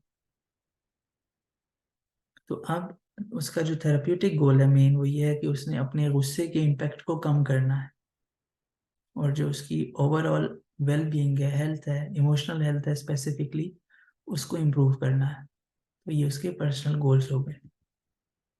देन जो टेक्निक्स हैं थेरेपी की, आपने उन्हें कस्टमाइज करना है। जॉन क्या चाहता है लाइफ में, उसकी क्या गोल्स हैं, उसकी स्ट्रेंथ्स क्या हैं, उनको मद्देनजर रखते हुए आपने माइंडफुलनेस मेडिटेशन शामिल की, डीप ब्रीदिंग की एक्सरसाइजेज आपने उसके एंगर मैनेजमेंट प्लान का हिस्सा बनाई, और डेली रेगुलर बेसिस पे ये एक्टिविटीज करेगा खुद को रिलैक्स रखने के लिए। तो ये जो टेक्निक्स हैं वो जॉन की इंटरेस्ट से भी मिलती जुलती हैं, उसे पसंद है माइंडफुलनेस की प्रैक्टिसेस। सो हमने ये चीज़ें देखनी है कि उसकी क्या इंटरेस्ट्स हैं, उसकी क्या स्ट्रेंथ्स हैं, तो ऐसी टेक्निक्स हमने उनकी रूटीन में शामिल करवानी है। फिर आपने फ्लेक्सिबल भी होना है। अब इशू ये है कि कुछ ऐसे बचपन के मसाइल हैं, जब आप फैमिली मैटर से गो थ्रू कर रहे थे आपको ये मालूम हुआ कि कुछ अनरिजॉल्व चाइल्डहुड इश्यूज भी हैं, जो कि मामला रिजॉल्व नहीं हुए, जो हल नहीं हुए मसाइल। तो अब आपने उनको भी कंसिडर करना है, उन पे भी वर्क करना है, उन पे बात करनी है। सो आपने फ्लेक्सिबिलिटी शो करनी है, आपने टाइम देना है उन्हें सेटल होने में, और उनको समझना है उनके बेसिकली क्या मसाइल है। देन आप एक होलिस्टिक अप्रोच का यूज़ करते हैं, यानी उन्हें एंगर मैनेजमेंट में मसाइल हो रहे हैं खासकर वर्क के दौरान, तो होलिस्टिक अप्रोच का मतलब है आप उनकी लाइफ के मुख्तलिफ पहलुओं पे वर्क कर रहे होंगे। जैसे कि अभी हमने डीप ब्रीदिंग की बात की, रिलैक्सेशन की बात की है, आप उनकी टाइम मैनेजमेंट की स्किल्स पर भी वर्क करेंगे, क्योंकि जो उनके मसाइल हैं बेसिकली वो वर्क से रिलेटेड हैं और डेडलाइन से रिलेटेड है। तो बेहतर अंदाज में टाइम को मैनेज करना उनके लिए इम्पोर्टेंट है, ताकि उनका स्ट्रेस कम हो और उन्हें अच्छे से वो एंगर को मैनेज कर सकें। और जब टाइम मैनेज करेंगे तो वो डिफरेंट हॉबीज को भी टाइम दे सकेंगे, ज़्यादा खुश और ज़्यादा रिलैक्स रह सकेंगे।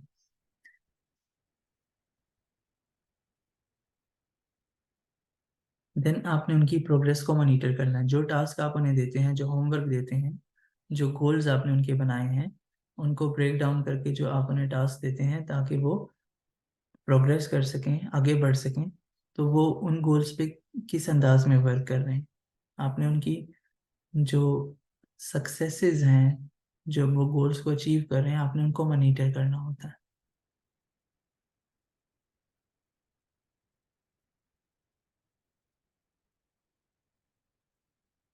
देन जब वो इन चीज़ों पे प्रैक्टिस करते रहे, अपने टाइम को मैनेज करने के लिए वर्क करते रहे, खुद को रिलैक्स करने के लिए वर्क करते रहे, अब उन्हें एक एम्पावरमेंट का सेंस मिला है। जब उन्होंने स्किल्स सीख ली हैं तो एक एम्पावरमेंट का उन्हें सेंस मिला है। अब वो खुद एंगर के ट्रिगर समझते हैं और जान गए हैं कि किस तरह से हम उन्होंने वर्क करना है अपने एंगर पे, और कौन सी कोपिंग स्ट्रेटजीज हैं जिनसे वो अपने एंगर को कंट्रोल कर सकते हैं। इसी तरह से टाइम मैनेजमेंट के थ्रू जो वर्क प्लेस के प्रेशर्स थे वो भी अपने इमोशंस को मैनेज करने में हेल्पफुल हो रहे हैं। अब उन्होंने उस सिचुएशन को भी कंट्रोल कर लिया। अब लॉन्ग टर्म सक्सेस के लिए क्या है, मतलब ये जो प्लान है ये लॉन्ग टर्म में भी चलना चाहिए। ये जो चीज़ें हैं वो जस्ट थेरेपी सेशंस के लिए नहीं थी, बल्कि उनकी लाइफ के लिए थी। तो उन्होंने ये जो उनकी प्रैक्टिसेस हैं, जो टेक्निक्स उन्होंने सीखी हैं, वो लॉन्ग टर्म में रूटीन में लेके चलनी है।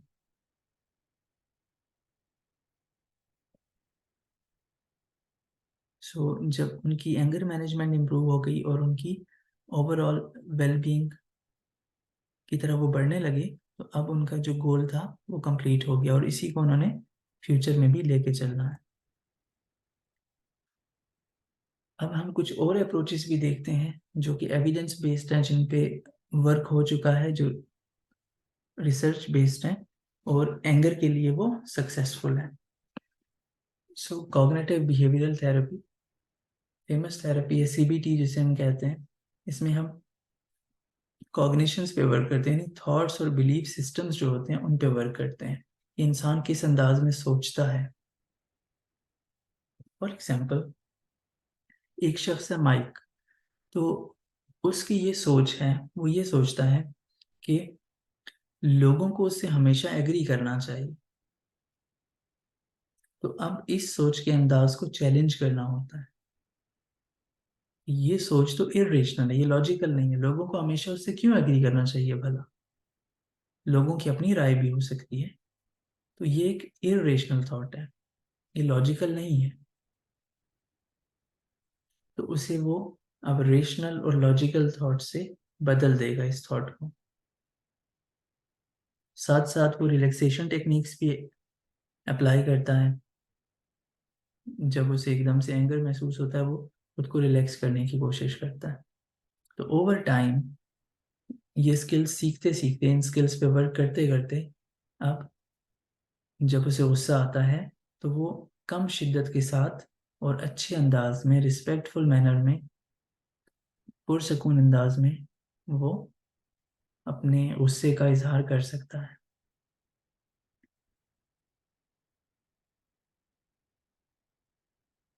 देन डीबीटी जिसकी हम बात कर चुके हैं अभी, डायलेक्टिकल बिहेवियर थेरेपी, इसकी हम एक एग्जांपल देखते हैं। सारा 28-ईयर-ओल्ड वुमन है और उसे शदीद गुस्से के आउटबर्स्ट फेस करने पड़ते हैं, खासकर उसके रिलेशनशिप में। तो डीबीटी से उसने इमोशन रेगुलेशन की स्किल सीखी है कि वो अपने एंगर को समझे, उसकी पहचान करे और उसे मैनेज करे। इसके लिए वो माइंडफुलनेस की जो टेक्निक्स हैं उनको प्रैक्टिस करती है, और ज़्यादातर वो प्रेजेंट में रहती है, प्रेजेंट फोकस्ड है वो। और इम्पल्सिवली जो वो रिएक्ट कर जाती थी, यानी उसके कंट्रोल से बाहर हो जाता था, अब उसने वो अवॉइड कर लिया है क्योंकि वो प्रेजेंट में रहने लगी है। इसके साथ साथ उसने इंटरपर्सनल इफेक्टिवनेस स्किल्स भी सीखी हैं, जो दूसरों के साथ हमने किस तरह से रहना है, किस तरह बर्ताव करना है रिलेशनशिप्स में, वो स्किल्स भी सीखी हैं। और अब वो बेहतर अंदाज में अपनी नीड्स और एक्सपेक्टेशंस बताती है, और उसकी क्या बाउंड्रीज हैं वो एक्सप्रेस कर पाती है। तो इसके नतीजे में, इन स्किल्स को प्रैक्टिस करने के नतीजे में, उसके जो एंगर एपिसोड से, जो से शदीद गुस्से के आउटबर्स्ट आते थे, अब वो कम होते चले जा रहे हैं। और जब कोई कॉन्फ्लिक्ट हो जाता है, इख्तिलाफ हो जाता है, वो बेहतर अंदाज में उसको मैनेज कर सकती है। थर्ड एविडेंस बेस्ड अप्रोच है एसीटी, यानी एक्सेप्टेंस एंड कमिटमेंट थेरेपी। यहाँ पर जेम्स एक 40 साल मर्द है जिसे एंगर के इश्यूज हैं। और एंगर के इश्यूज किस वजह से हैं कि उसने पास्ट में कुछ ट्रॉमास फेस किए हैं। तो जो एक्सेप्टेंस एंड कमिटमेंट थेरेपी है, इसके अकॉर्डिंग उसने अपने एंगर को एक्सेप्ट करना है विदाउट जजमेंट। सबसे पहले उसने अपने इमोशन को एक्सेप्ट करना है कि हाँ, ये एंगर मौजूद है और ये एक नेचुरल रिस्पॉन्स है। जिस तरह के उसके एक्सपीरियंसेस हैं, एंगर का आना कुदरती है। सो यहाँ पर एसीटी में वैल्यूज पे वर्क करना होता है कि उसकी लाइफ में क्या वैल्यूज हैं, वो क्या करना चाहता है। तो यहाँ पर वो एक सपोर्टिव फादर बनना चाहता है और एक सपोर्टिव पार्टनर बनना चाहता है अपनी वाइफ का। तो अब वो इसके लिए वर्क करेगा। इन वैल्यूज को पूरा करने के लिए जो एक्शंस होने चाहिए, उन पे वो वर्क करता है। जैसे कि फैमिली थेरेपी अटेंड करता है वो वीकली बेसिस पे, और जो कम्युनिकेशन को बेहतर बनाने के लिए वर्कशॉप्स होती हैं, सेमिनार्स होते हैं, उनमें वो जाता है, उनको अटेंड करता है। तो अब वक्त के साथ साथ उसका एंगर कम होता चला जाएगा,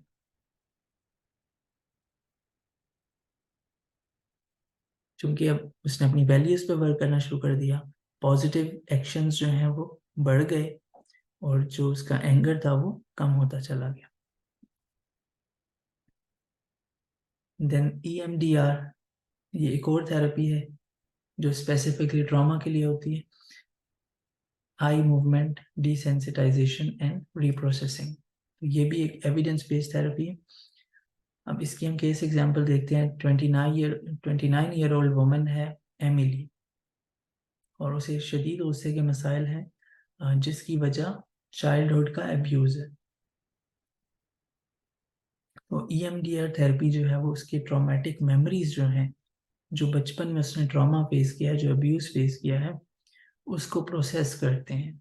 वो जो इमोशंस हैं वो हिडन थे, वो छुपे हुए थे, उन पे वर्क नहीं हुआ था, वो अनरिजॉल्व थे। तो अब उनको प्रोसेस किया जा रहा है, उन पे बातचीत की जा रही है उनको हल करने के लिए। तो EMDR के सेशंस में वो बाकायदगी से आती हैं, और उन्हें उन मेमोरीज का वहाँ पे सामना कराया जाता है एक सेफ एनवायरनमेंट में, और बायलेटरल स्टिमुलेशन करवाई जाती है, जो कि EMDR में होता है कि आप एक मूवमेंट को अपनी आईज के थ्रू देखते हैं। इसलिए इस थेरेपी का नाम है eye movement desensitization and reprocessing. आप आईज से उस मूवमेंट को देखते हैं। वो फिंगर की मूवमेंट भी हो सकती है, जो थेरेपिस्ट है उनके सामने फिंगर को लेफ्ट से राइट और again left to right, right to left move करते हैं उनकी आईज के सामने, और वो अपनी आईज को मूव करके उसको देखते हैं। इसे कहते हैं बायलेटरल स्टिमुलेशन। और माइंड में वो क्या सोच रहे होते हैं उस टाइम पे? अपनी मेमोरीज, जो उनके साथ बचपन में अब्यूज हुआ है, जो ट्रॉमेटिक मेमोरीज हैं वो उनके माइंड में होती हैं, उनको सोच रहे होते हैं। तो ये थेरेपी बहुत हेल्पफुल है, और रिसर्च बताती है कि इस तरह करने से, बायलेटरल स्टिमुलेशन के साथ जो मेमोरीज हैं उनको रिविजिट करने से, जो ट्रॉमा है वो प्रोसेस होता चला जाता है, और जो इमोशनल चार्ज था मेमोरीज की वजह से वो रिलीज हो जाता है और कम हो जाता है। इस तरह से जो उनका इमोशनल डिस्ट्रेस था और एंगर के जो प्रॉब्लम्स थे वो कम होते चले गए।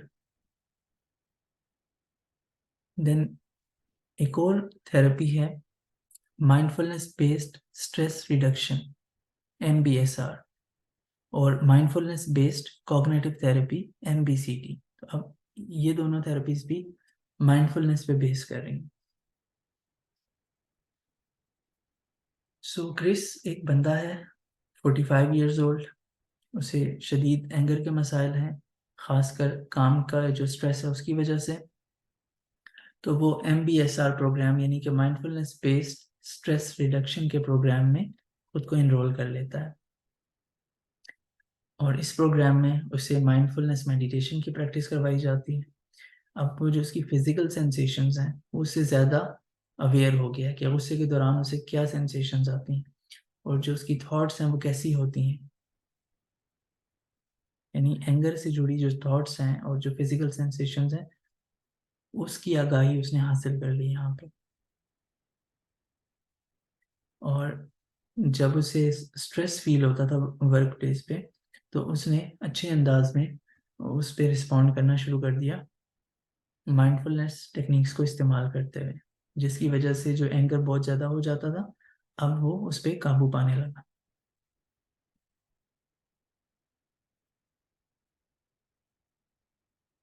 अब हम कुछ स्ट्रेस रिडक्शन मेथड्स पे बात करते हैं, क्योंकि स्ट्रेस हमने देखा कि एक बड़ी वजह बन सकता है फ्रस्ट्रेशन की और एंगर की। सो जब आपका स्ट्रेस कम होगा तो आप ज़्यादा काबिल हो जाएंगे कि आप अपने गुस्से को कंट्रोल कर सकें।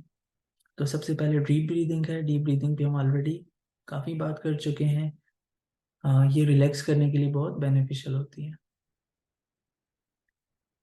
देन माइंडफुलनेस, इस पे भी हम बात कर चुके हैं। आप प्रेजेंट में रहना है, और आप जस्ट ऑब्जर्व कर रहे होते हैं आपके इर्द गिर्द क्या हो रहा है, आपकी थॉट्स क्या है, आपके इमोशंस क्या हैं, आपके इर्द गिर्द क्या हो रहा है, यानी आप टोटली प्रेजेंट में होते हैं और आप सिर्फ ऑब्जर्व कर रहे होते हैं।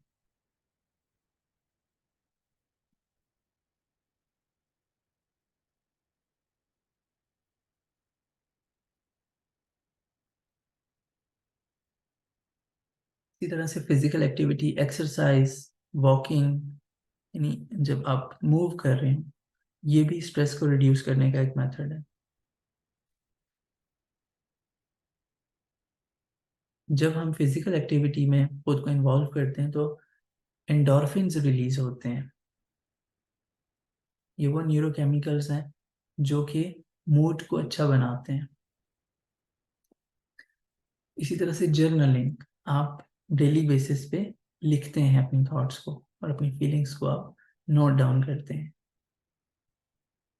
तो ये एक तरह का मेंटल डिटॉक्स होता है, यानी कि आपके माइंड में जो कुछ चल रहा है एक तो आपके सामने भी आ जाता है, आपकी सेल्फ अवेयरनेस भी इम्प्रूव होती है इससे, और जो खासकर आपका इमोशन है एंगर का, उस पर भी वर्क हो जाता है और आपको बेहतर अंदाज में से कोप करना आप सीख लेते हैं। देन PMR, मसल्स के थ्रू जब आप रिलैक्सेशन हासिल करते हैं, जब आपकी मसल्स रिलैक्स हो जाते हैं आपका माइंड भी रिलैक्स हो जाता है, बॉडी के साथ आपका माइंड भी रिलैक्स हो जाता है। तो ये स्ट्रेस को रिड्यूस करने का एक और मेथड है। देन एरोमा थेरेपी है कि कोई ऐसी सेंट्स होती हैं, ऐसी खुशबू होती है जो सूदिंग होती है, जिस तरह के लेवेंडर एंजाइटी के लिए, एंगर के लिए, ये आपको सुकून देती है। तो ये कुछ एसेंशियल ऑयल्स होते हैं जो कि बहुत इंपॉर्टेंट होते हैं और ये आपको एक कामनेस, पीस, सुकून का सेंस देते हैं। तो अरोमाथेरेपी भी आपके स्ट्रेस को रिड्यूस करती है।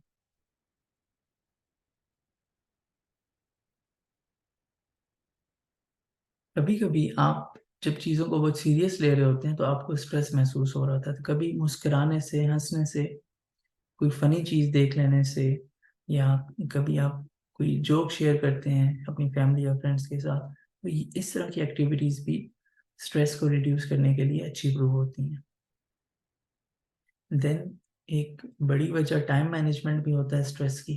जब आप टाइम को मैनेज नहीं कर पा रहे होते हैं और आप टाइम पे काम नहीं करते और वर्क ज़्यादा बढ़ जाता है, फिर सो टाइम मैनेजमेंट की स्किल सीखना भी इम्पोर्टेंट होता है। जब आप टाइम को अच्छे से मैनेज करते हैं, जब आपके जो ज़रूरी टास्क हैं वो आप पहले करते हैं, आप गोल्स को लिख लेते हैं, फिर उनको आप डिवाइड कर देते हैं कि डेली बेसिस पे आपने कितना करना है, और जब आप उन्हें अचीव करते हैं और अच्छे अंदाज में टाइम को मैनेज करते हैं तो आप स्ट्रेस को कम कर सकते हैं। इसी तरह से रीच आउट, आपको सपोर्ट की भी ज़रूरत हो सकती है। आप अपने फ्रेंड से बात करें, आप शेयर करें, फैमिली से करें, और अगर आपको ज़रूरत है तो आप थेरेपिस्ट से बात कर सकते हैं। यानी आपका जो सपोर्ट नेटवर्क है वो बहाल होना चाहिए। इससे जो आपका बर्डन है, जो स्ट्रेस है, वो कम हो जाता है। Then gratitude practice. स्ट्रेस कब होता है? नेगेटिव इमोशंस, नेगेटिव थॉट्स की वजह से हो सकता है, जबकि जो ग्रेटिट्यूड है, जब आप शुक्रगुजार होते हैं, जब आप अपनी ज़िंदगी की पॉजिटिव पहलुओं पे नज़र दौड़ाते हैं, तो इसको आप इस तरह प्रैक्टिस कर सकते हैं कि आप का जब दिन का अख्तिताम हो, रात हो रही हो, तो आप 3 ऐसी चीज़ें लिखें जिसके लिए आप ग्रेटफुल हैं। आप कौन सी 3 चीज़ों के लिए शुक्रगुजार हैं। सो इससे आपका जो माइंड है, जो आपकी थॉट्स हैं, वो नेगेटिव से निकलकर पॉजिटिव्स की तरफ आ जाती हैं। इस तरह से आपकी खुशी में इजाफा होता है और स्ट्रेस रिड्यूस होता है। अब हम देखते हैं कि एंगर मैनेजमेंट के लिए स्मार्ट गोल्स हम किस तरह सेट कर सकते हैं। यानी आपने एंगर को मैनेज करना है, इससे रिलेटेड आप गोल बना रहे हैं, तो गोल के लिए स्मार्ट होना ज़रूरी है। अगर गोल आपका स्मार्ट होगा, SMART, इट मीन्स कि आप बेहतर अंदाज में अपने गोल को अचीव कर सकते हैं। तो स्मार्ट से क्या मुराद है? S stands for specific. आपका गोल जो है वो स्पेसिफिक होना चाहिए, तभी आप उसे अचीव कर सकते हैं। मखसूस होना चाहिए, जैसे कि आपने घर पे और काम के दौरान जो आपके गुस्से का इजहार बहुत ज़्यादा है, आपने उसको कम करना है। आप बुरे अंदाज में, डिसरिस्पेक्टफुल मैनर में गुस्सा कर जाते हैं, और अब आप गोल क्या बना रहे हैं कि आपने उस गुस्से के इजहार को कम करना है। तो ये आपका गोल है, और ये आपने स्पेसिफिक अंदाज में बयान कर दिया कि आपने काम पे और घर में गुस्से को कम करना है। अब इस गोल का मेजरेबल होना भी ज़रूरी है, यानी आप उसकी पैमाइश भी कर सकें। तो उसके लिए आप एक डेली एंगर जर्नल लिखते हैं, यानी कि उन वाकयात में आपको कितना गुस्सा महसूस हुआ है, कब कब महसूस हुआ और कितना हुआ, उसकी इंटेंसिटी कितनी थी, आउट ऑफ 10 वो कितना था, कितना शदीद था। तो आपने उसकी पैमाइश कर ली है, यानी उसका मेयर भी कर सके। देन जो आप गोल बना रहे हैं वो अचीवेबल होना चाहिए, यानी आप उसे हासिल भी कर सकें।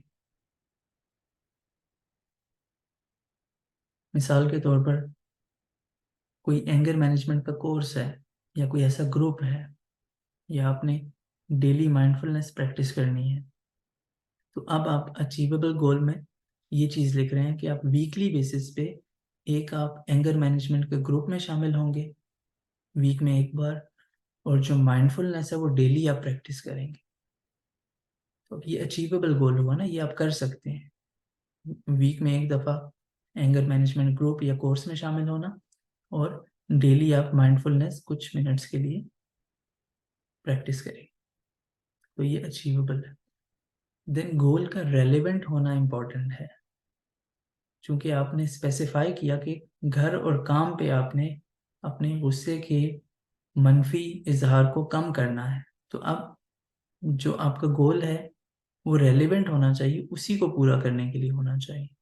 तो अब आप रिलेशनशिप्स को इम्प्रूव करेंगे, करने के लिए बना रहे हैं गोल, और वर्क को इम्प्रूव करने के लिए बना रहे हैं, और आपकी जो ओवरऑल वेलबींग है उसको अपने बेहतर बनाना है। तो गोल रेलेवेंट भी हो गया, उसी से मुतालिक भी हो गया। और अब आखिरी चीज़ कि टाइम बाउंड होना चाहिए। अगर आपका गोल टाइम बाउंड नहीं है तो आप मोटिवेटेड फील नहीं करेंगे, और आप पे प्रेशर नहीं होगा कि आप उसको अचीव करें। सो आपने अपने गोल को टाइम बाउंड इस तरह से बनाया कि 3 महीनों में मेरे जो एंग्री आउटबर्स्ट हैं उनको 50% कर देना, यानी उनको 50% कम कर देना। ये आप किस तरह से करेंगे? क्योंकि आपने यहाँ पे मेजर कर लिया था कितनी शिद्दत थी। आउट ऑफ 10 अगर 8 थी यहाँ पे, मोस्टली ज़्यादातर, और बहुत से ऐसे इंसिडेंट्स का आपको सामना करना पड़ता था, मतलब हफ्ते में 10 दफ़ा आपको एंगर आता, राइट? और कितनी शिद्दत का आता था? 8 आउट ऑफ 10। अब आपने इसको आधा करना है, ये आपने गोल बनाया है कि 3 महीनों में आपने इतनी मेहनत करनी है, इतनी अपने स्किल्स पे वर्क करना है कि 3 महीनों के बाद आपके जो इंसिडेंट्स हैं वो हफ्ते में 10 की बजाय 5 रह जाएं, आपको इतना ज़्यादा गुस्सा ना आए, आपने इतना वर्क किया, और जो आपकी इंटेंसिटी है वो भी आधी हो जाए। तो मेजर करने का ये बेनिफिट आपको होता है कि आप जब टाइम सेट करते हैं तो वहाँ पर भी आप स्पेसिफाई कर सकते हैं कि इतने टाइम में आपने ये अचीव करना है।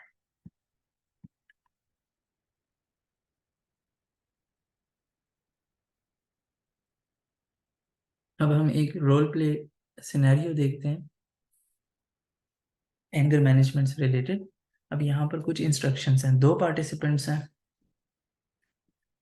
पहला जो पार्टिसिपेंट है ए, उसने अपनी फीलिंग्स को असर्टिव अंदाज में और पुरसकून अंदाज में बयान करना है।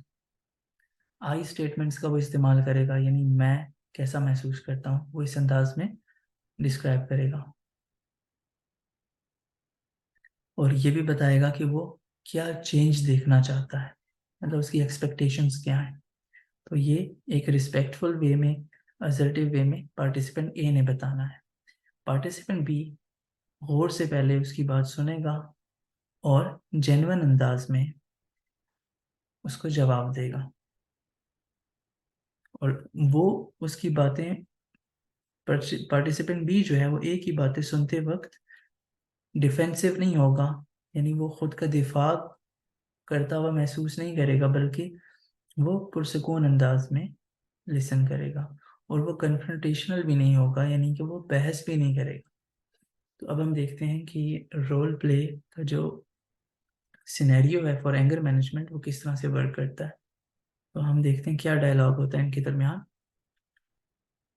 फॉर एग्जाम्पल पार्टिसिपेंट ए जो है वो आप हैं, और पार्टिसिपेंट बी जॉन है, राइट। तो आप जॉन से कहते हैं कि मैंने ये नोटिस किया है जब आपकी टीम की मीटिंग्स होती हैं तो वहाँ पे आपने कुछ जगहों पर क्रेडिट लिया है उन चीज़ों का जो मैंने की थी, यानी मैंने कुछ कंट्रीब्यूशन की थी उसका क्रेडिट आपने ले लिया। मैंने प्रेजेंटेशन बनाई थी और आपने अपना नाम वहाँ पे बता दिया कि ये मेहनत आपकी है। तो मैं आपको ये बताना चाहता हूँ कि इससे मुझे फ्रस्ट्रेशन होती है और मुझे अच्छा महसूस नहीं होता। आपने ये रिस्पेक्टफुल वे में उन्हें बताया जबकि जॉन आपको सुन रहा था। अब जॉन क्या कहता है कि मुझे तो इस चीज़ का आइडिया ही नहीं था कि आप ऐसा महसूस कर रहे हो, और वो माजरत भी करता है कि मैंने आपके आइडियाज़ का क्रेडिट लिया, लेकिन वो डिटेल मांगता है कि मुझे आप एग्जाम्पल से बताएं कि ऐसा कब हुआ, ताकि मुझे बेहतर समझ आए। ऐसा कब हुआ कि मैंने आपका क्रेडिट लिया था। सो आप उसे बताते हैं कि ठीक है मैं बताता हूँ क्या कब आपने क्रेडिट लिया, कि लास्ट मीटिंग में जब हम मार्केटिंग की स्ट्रेटेजी डिस्कस कर रहे थे तो मैंने एक ये आइडिया दिया था कि जो हमारी ऑडियंस है जिनको हम मार्केटिंग का आइडिया पेश करें उसको यंग होना चाहिए, यानी नौजवान लोगों तक हमारा पैगाम जाना चाहिए। लेकिन बाद में आपने उस आइडिया को अपना बनाकर पेश कर दिया। तो बेहतर ये होगा कि हम मिलजुल के काम करें और एक दूसरे की जो कंट्रीब्यूशंस हैं, जो हम वर्क करते हैं, उसको एक्नॉलेज करें, उसको तस्लीम करें। अब पार्टिसिपेंट बी यानी जॉन, वो क्या कहते हैं कि मैं आपकी जो ऑनेस्टी है उसको अप्रिशिएट करता हूँ, और जो मैंने आपको क्रेडिट नहीं दिया जहाँ पे देना चाहिए था, यानी वो मेहनत आपकी थी, आपका आइडिया था, तो मैं उस पर माफ़ी मांगता हूँ। अब हम मिलके वर्क करते हैं और आगे बढ़ते हैं। तो आपने देखा कि यहाँ पर एक एंग्री सिचुएशन थी जिसको बड़े अच्छे और महज़ब अंदाज में मैनेज किया गया। तो इसे हम कहते हैं असर्टिवनेस, कि उस शख्स ने अपनी नीड्स बताई हैं, अपनी फीलिंग्स बताई हैं कि मुझे बुरा महसूस हुआ है, मुझे फ्रस्ट्रेशन हुई है, लेकिन एक रिस्पेक्टफुल वे में। तो यहाँ पर वो मसला हल हो गया।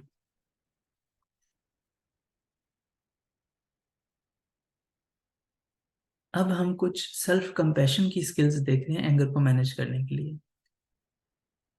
होता ऐसे है कि जब हमें एंगर फील होता है तो एंगर तो एक इमोशन है, एंगर एक इमोशन है। एंगर बजाते खुद पॉजिटिव या नेगेटिव नहीं है। एंगर का महसूस होना इस बात की निशानदेही हो सकती है कि आपके साथ नाइंसाफी हुई है, मिसाल के तौर पर, या आपको कोई खतरा महसूस हुआ है। तो उसका यूज हमने किस तरह करना है एंगर का, पॉजिटिव वे में करना है नेगेटिव वे में, ये हम पे डिपेंड कर रहा होता है। तो अब हमारा अपनी ज़ात के साथ कैसा ताल्लुक है, ये भी बहुत ज़्यादा इसमें इन्फ्लुएंस कर रहा होता है। फॉर एग्जांपल हम अपने साथ अगर खुश नहीं हैं, अगर हम सेल्फ कंपैशनेट नहीं हैं, अपने साथ हम हमदर्दी नहीं रखते, तो फिर हमें एंगर को मैनेज करना मुश्किल हो सकता है। इसलिए हमें सेल्फ कंपैशन की स्किल सीखना भी इम्पॉर्टेंट होती हैं। तो सेल्फ कंपैशन के लिए सबसे पहले आपने अपने इमोशंस को एक्नॉलेज करना है, तस्लीम करना है। जैसे जब आपको गुस्सा आता है आप एक्नॉलेज करें, उसे जज ना करें। आप अपने आप से कहें कि हाँ मैं अभी एंगर फील कर रहा हूँ, मुझे गुस्सा महसूस हो रहा है। तो ये एक्नॉलेज करना, ये तस्लीम करना कि हाँ आपको ये इमोशन है, आपको ये इमोशन फील हो रहा है, तो ये पहला स्टेप है सेल्फ कंपैशन के लिए। यानी आप अपने अपने साथ अच्छे अंदाज में पेश आ रहे हैं। इसके साथ सेल्फ फॉरगिवनेस, आप खुद को माफ भी करते हैं। अगर फॉर एग्जांपल आपसे कोई गलती हुई भी है और आपने एंग्री वे में बिहेव कर दिया, आपने गुस्सा कर दिया है और आप बाद में पशेमान हुए हैं, तो आप खुद को ये समझाएं कि गलती करना ठीक है, मतलब गलती इंसान से हो जाती है। अब आप खुद से कंपैशनेटली बातचीत कर रहे हैं, यहाँ पर आप खुद को भी माफ कर रहे हैं। जब आप खुद को माफ करते हैं तो ये ग्रोथ का रास्ता खुल जाता है, फिर आप नेक्स्ट टाइम पे अच्छा बिहेव कर सकते हैं। देन वैलिडेट योर फीलिंग्स, आपकी जो एहसासात हैं, आपके जो इमोशंस हैं, आप उन्हें दुरुस्त समझें। आप बेशक अपने जो आपके रिएक्शंस हैं आप उनसे एग्री ना करें, मतलब गुस्सा है, आपने गुस्से में बिहेव किया है, तो आप उससे चाहें तो एग्री ना करें, लेकिन जो गुस्सा आया है उसे आप वैलिडेट करें कि हाँ ये फील मुझे हुआ है। तो जो आपके इमोशनल एक्सपीरियंसेस हैं आप उनको इस तरह से वैलिडेट जब करते हैं, आप उन्हें रिस्पेक्ट दे रहे होते हैं, ये फीलिंग आई है। जैसे मौलाना रूमी के मुताबिक ये जो इमोशंस होते हैं हमारे, नेगेटिव और पॉजिटिव दोनों इमोशंस, ये मेहमानों की तरह होते हैं, तो आप इन्हें रिस्पेक्ट के साथ इनके साथ पेश आते हैं। ये आते जाते रहते हैं और आपने हर इमोशन को इज्जत के साथ ट्रीट करना है। देन एक और सेल्फ कंपैशन की स्किल है यूज एफर्मेशंस। आप ऐसी बातें खुद से करें, ऐसी एफर्मेशंस यूज करें जो पॉजिटिव हों, जिनसे आपको सेल्फ रिस्पेक्ट का सेंस मिलता हो। मिसाल के तौर पर इंसान से गलती हो जाती है तो आप खुद से कह सकते हैं कि मैं अभी एंगर को मैनेज करना सीख रहा हूँ। मैं काइंडनेस और पेशेंस के साथ अपने आप से रहमदिली करते हुए और सब्र करते हुए और दूसरों पर भी काइंडनेस और पेशेंस के साथ मैं एंगर को मैनेज करना सीख रहा हूँ। तो जब आप इस तरह की अफर्मेशंस अपने आप से बातें इस तरह की करते रहते हैं तो आप पुरसकून रहने में ये आपको हेल्प करती हैं।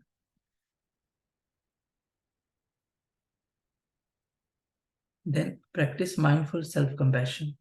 जब आप माइंडफुल होते हैं, ये बहुत स्ट्रॉन्ग चीज़ होती है माइंडफुलनेस। तो माइंडफुल होते हुए आपने सेल्फ कंपैशनेट होना है, अपने साथ हमदर्दी का जज्बा रखना है। आपने अपनी थॉट्स को ऑब्जर्व करना है, जज नहीं करना। ये तो बुरी थॉट है, नहीं, आपने जस्ट ऑब्जर्व करना है क्या थॉट आ रही है, कैसा महसूस हो रहा है, आपने उसको जज नहीं करना। और आपने उसी तरह अपने साथ काइंडनेस से पेश आना है जिस तरह से आप किसी अपने दोस्त को मशवरा देंगे। कोई मुश्किल सिचुएशन में आप अपने फ्रेंड का सहारा किस तरह बनते हैं, तो अपने साथ भी आपने उसी तरह से अच्छे अंदाज में पेश आना है।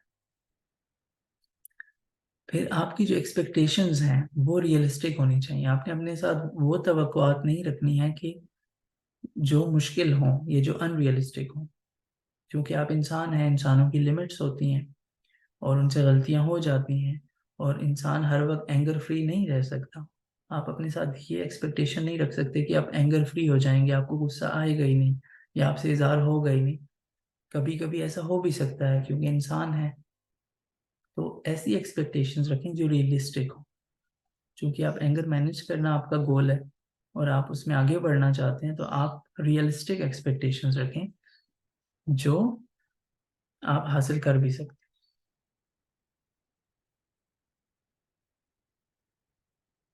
देन सेल्फ कंपैशनेट आप रहना सीख रहे हैं, वो स्किल्स आप सीख रहे हैं, अपने आप के साथ हमदर्दी, उसमें सेल्फ केयर भी आ जाती है। सेल्फ केयर के लिए जो रिचुअल्स हैं, जो टास्क हैं, वो आपने करने होते हैं अपना ख्याल रखने के लिए, पुरसकून रहने के लिए। नेचर नेचर वॉक हो सकती है, जो चीज़ें आपको सुकून पहुंचाती है वो आप कर रहे होते हैं, और ये पर्सनल हो सकती है, हर इंसान की अपनी चॉइसेस में हो सकती है। देन सेल्फ कंपैशन के लिए आप अपने सोशल नेटवर्क पे भी वर्क करते हैं, आप सपोर्ट भी लेते हैं फैमिली से, फ्रेंड से, आप बातचीत भी करते हैं, आप अपने इमोशंस और थॉट्स शेयर भी कर सकते हैं, और अगर ज़रूरत पड़े आप थेरेपिस्ट से भी सपोर्ट ले सकते हैं।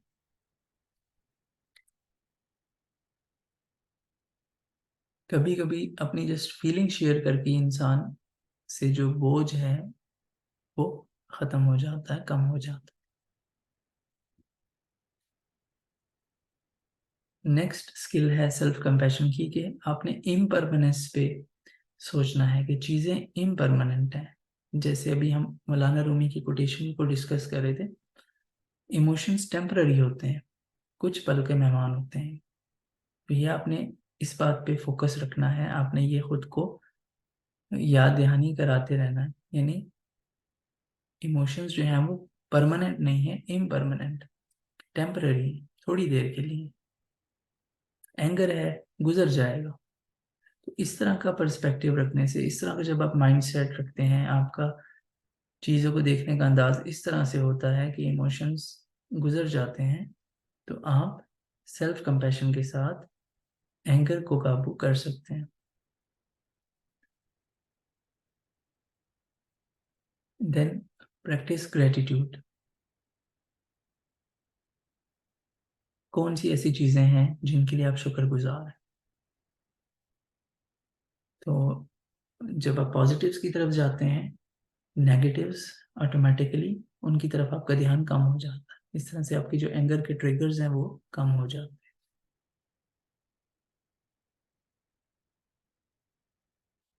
हैं। देन इंसान है, हम बात कर रहे थे कि इंसान खुद को माफ़ कर दे, इंसान से गलतियाँ होती हैं। उसी तरह से जहाँ पर आपने आपसे दूसरों पर गुस्सा हुआ है और उन्हें इमोशनल, फिजिकल नुकसान पहुंचा है, तो वहाँ पर आप पे ज़रूरी है कि आप उन चीज़ों की जिम्मेदारी भी कबूल करें।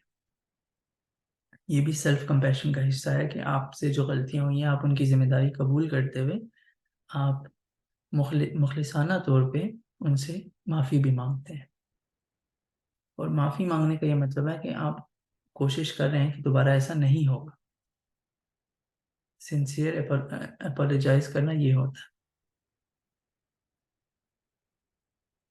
और इस बात को भी माइंड में रखना है कि जब आप दूसरों से माफ़ी मांग रहे हैं तो आपने खुद को भी माफ़ करना है कि आप सीख रहे हैं, और गलतियों से सीखना आपकी ग्रोथ का हिस्सा है।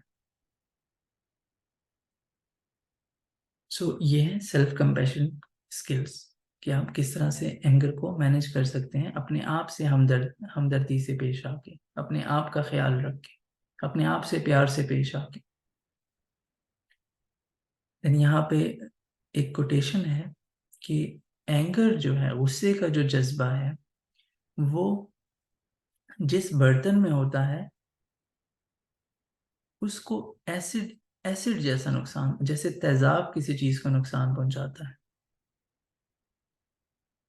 तो एंगर ऐसा जज्बा है, यानी एक तेजाब की तरह है। तो जिस बर्तन में वो होता है उसको वो ज्यादा नुकसान पहुंचाता है, यानी जिस इंसान में एंगर है वो उसको ज्यादा नुकसान पहुंचाएगा, जिसके ऊपर वो उंडेला जा रहा है उससे भी ज्यादा। तो यानी एंगर को मैनेज करना, जो इंसान एंग्री फील करता है और उसको वो नेगेटिव अंदाज में एक्सप्रेस करता है एंगर को, तो वो उसको दूसरे शख्स को शायद इतना नुकसान नहीं देगा जितना वो उसकी ज़ात को खुद नुकसान देगा। सो यहाँ पर एंगर को मैनेज करने की, अच्छे अंदाज में उसको एक्सप्रेस करने की अहमियत का अंदाज़ा होता है। अब हम रियल लाइफ का एक सेशन देखते हैं कि थेरेपिस्ट और क्लाइंट के दरमियान क्या बातें होती हैं, किस तरह से वो सेशन में, थेरेपी के सेशन में किस तरह से एंगर को मैनेज करने की टेक्निक्स वो सिखाते हैं, और क्लाइंट उस पर किस तरह से वर्क कर सकते हैं। सो थेरेपिस्ट क्लाइंट से मुखातिब होते हैं और उन्हें कहते हैं कि आप पिछले सेशन में आए थे, तो आपका ये हफ्ता कैसा रहा? देन क्लाइंट रिस्पॉन्ड करते हैं कि बहुत मुश्किल रहा, रोलर कोस्टर रहा, यानी अप्स एंड डाउन्स आते रहे। कुछ अच्छे दिन भी थे और कुछ दिन ऐसे थे जहाँ पे मुझे छोटी छोटी चीज़ों से मैं ट्रिगर हो जाता था और मैं हार जाता था, यानी गुस्सा मुझ पे, मैं गुस्से को कंट्रोल नहीं कर पाता था। तो थेरेपिस्ट ने उनसे कहते हैं कि मैं आपकी जो ऑनेस्टी है उसको अप्रिशिएट करता हूँ। तो अब हम बात करते हैं कि वो ट्रिगरिंग मोमेंट्स कौन से थे, कौन से ऐसे लम्हात थे जिनमें आपको गुस्सा आया था। तो क्या आप वो बयान कर सकते हैं? क्लाइंट अब बताते हैं कि पिछले हफ्ते जब मैं काम कर रहा था, तो मेरे मेरे जो साथी हैं वहाँ पे, उन्होंने मेरे मेरे एक आइडिया पे क्रेडिट ले लिया, यानी उन्होंने उसको अपना बयान अपने तौर पे बयान कर दिया।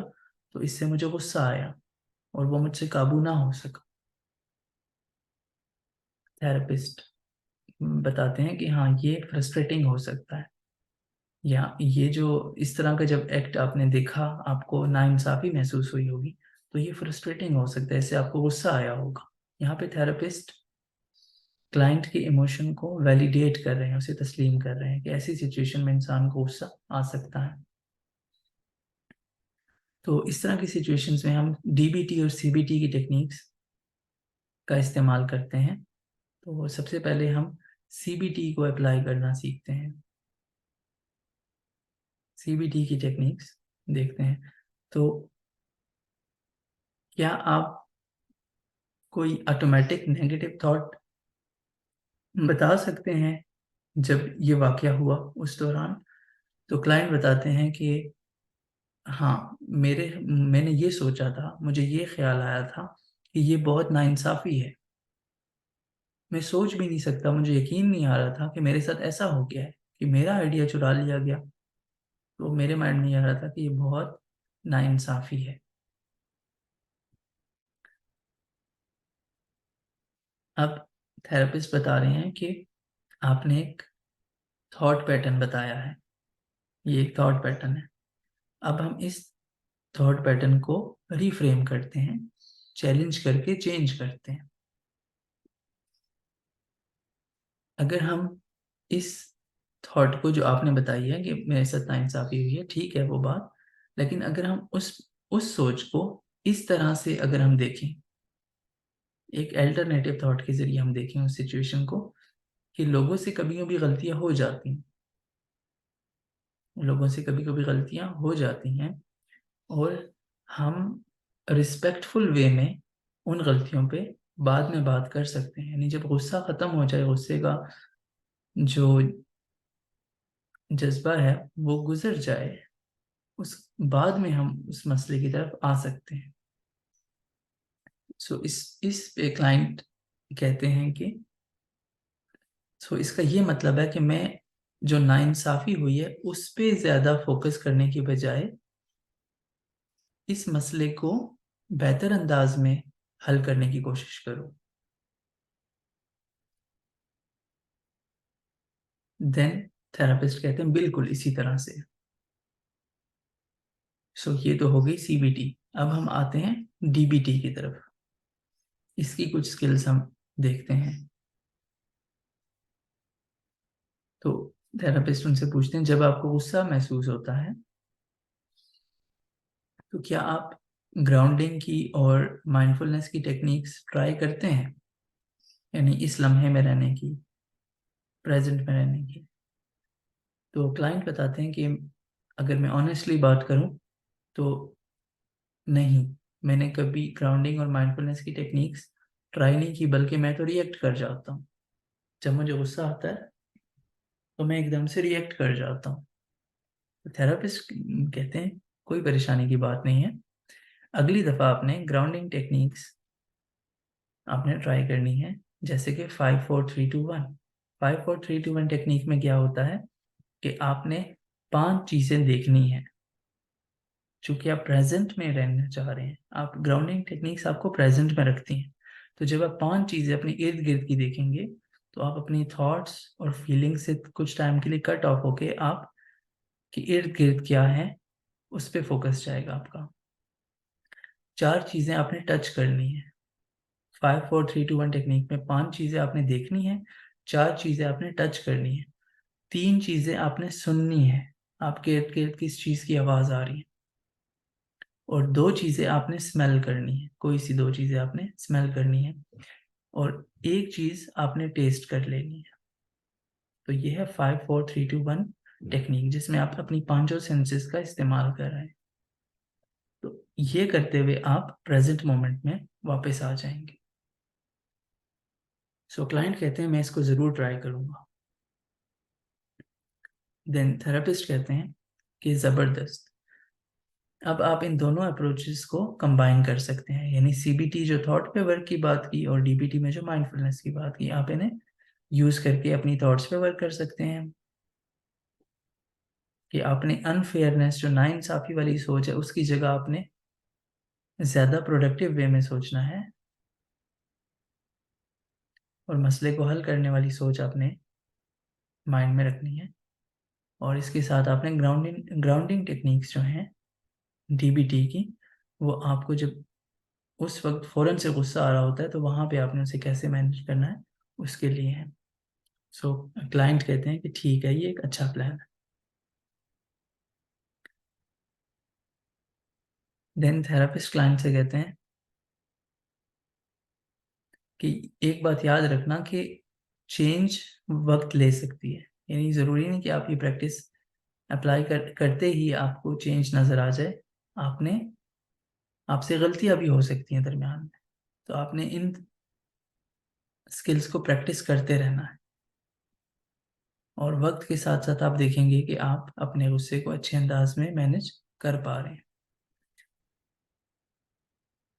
सो क्लाइंट थेरेपिस्ट का शुक्रिया अदा करते हैं और उनकी रहनुमाई को अप्रिशिएट करते हैं और कहते हैं कि मैं इस पे वर्क करूंगा एक एक करके, और थेरेपिस्ट उन्हें वेलकम कहते हैं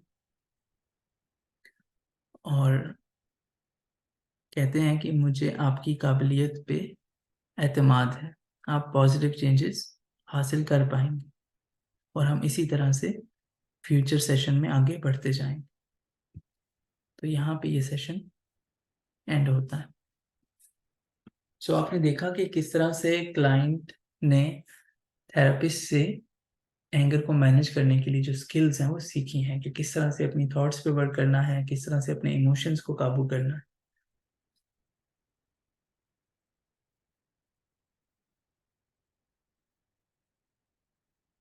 देन कुछ हेल्दी बाउंड्रीज होती हैं, यानी जब हम एंगर की बात करते हैं तो एंगर ऐसा इमोशन है जो दूसरों पे ज्यादा हम महसूस करते हैं दूसरों के लिए। तो जब हम एंगर को मैनेज की करने की बात करते हैं तो हमारी जो पर्सनल बाउंड्रीज हैं, जो हमारी लिमिट्स हैं, उनको हेल्दी रखना जरूरी होता है। यानी जब हमारी दूसरों के साथ जो बाउंड्रीज हैं वो हेल्दी होंगी तो हम आसानी से अपने एंगर को मैनेज कर पाएंगे।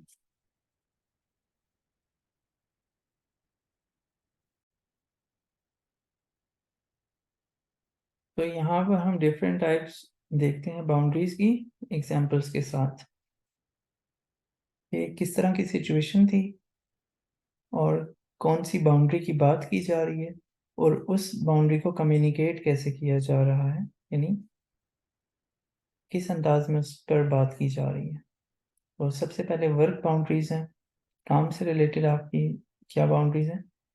सो सिचुएशन ये आती है कि आप एक जहाँ जॉब करें वो एक मुश्किल जॉब है, और आपके जो बॉस हैं वो आपसे रेगुलर बेसिस पे देर तक काम पे रुकने का कहते हैं, और देर तक आपको काम करना पड़ता है, जिससे आपका जो पर्सनल टाइम है वो कम रह जाता है आपके लिए।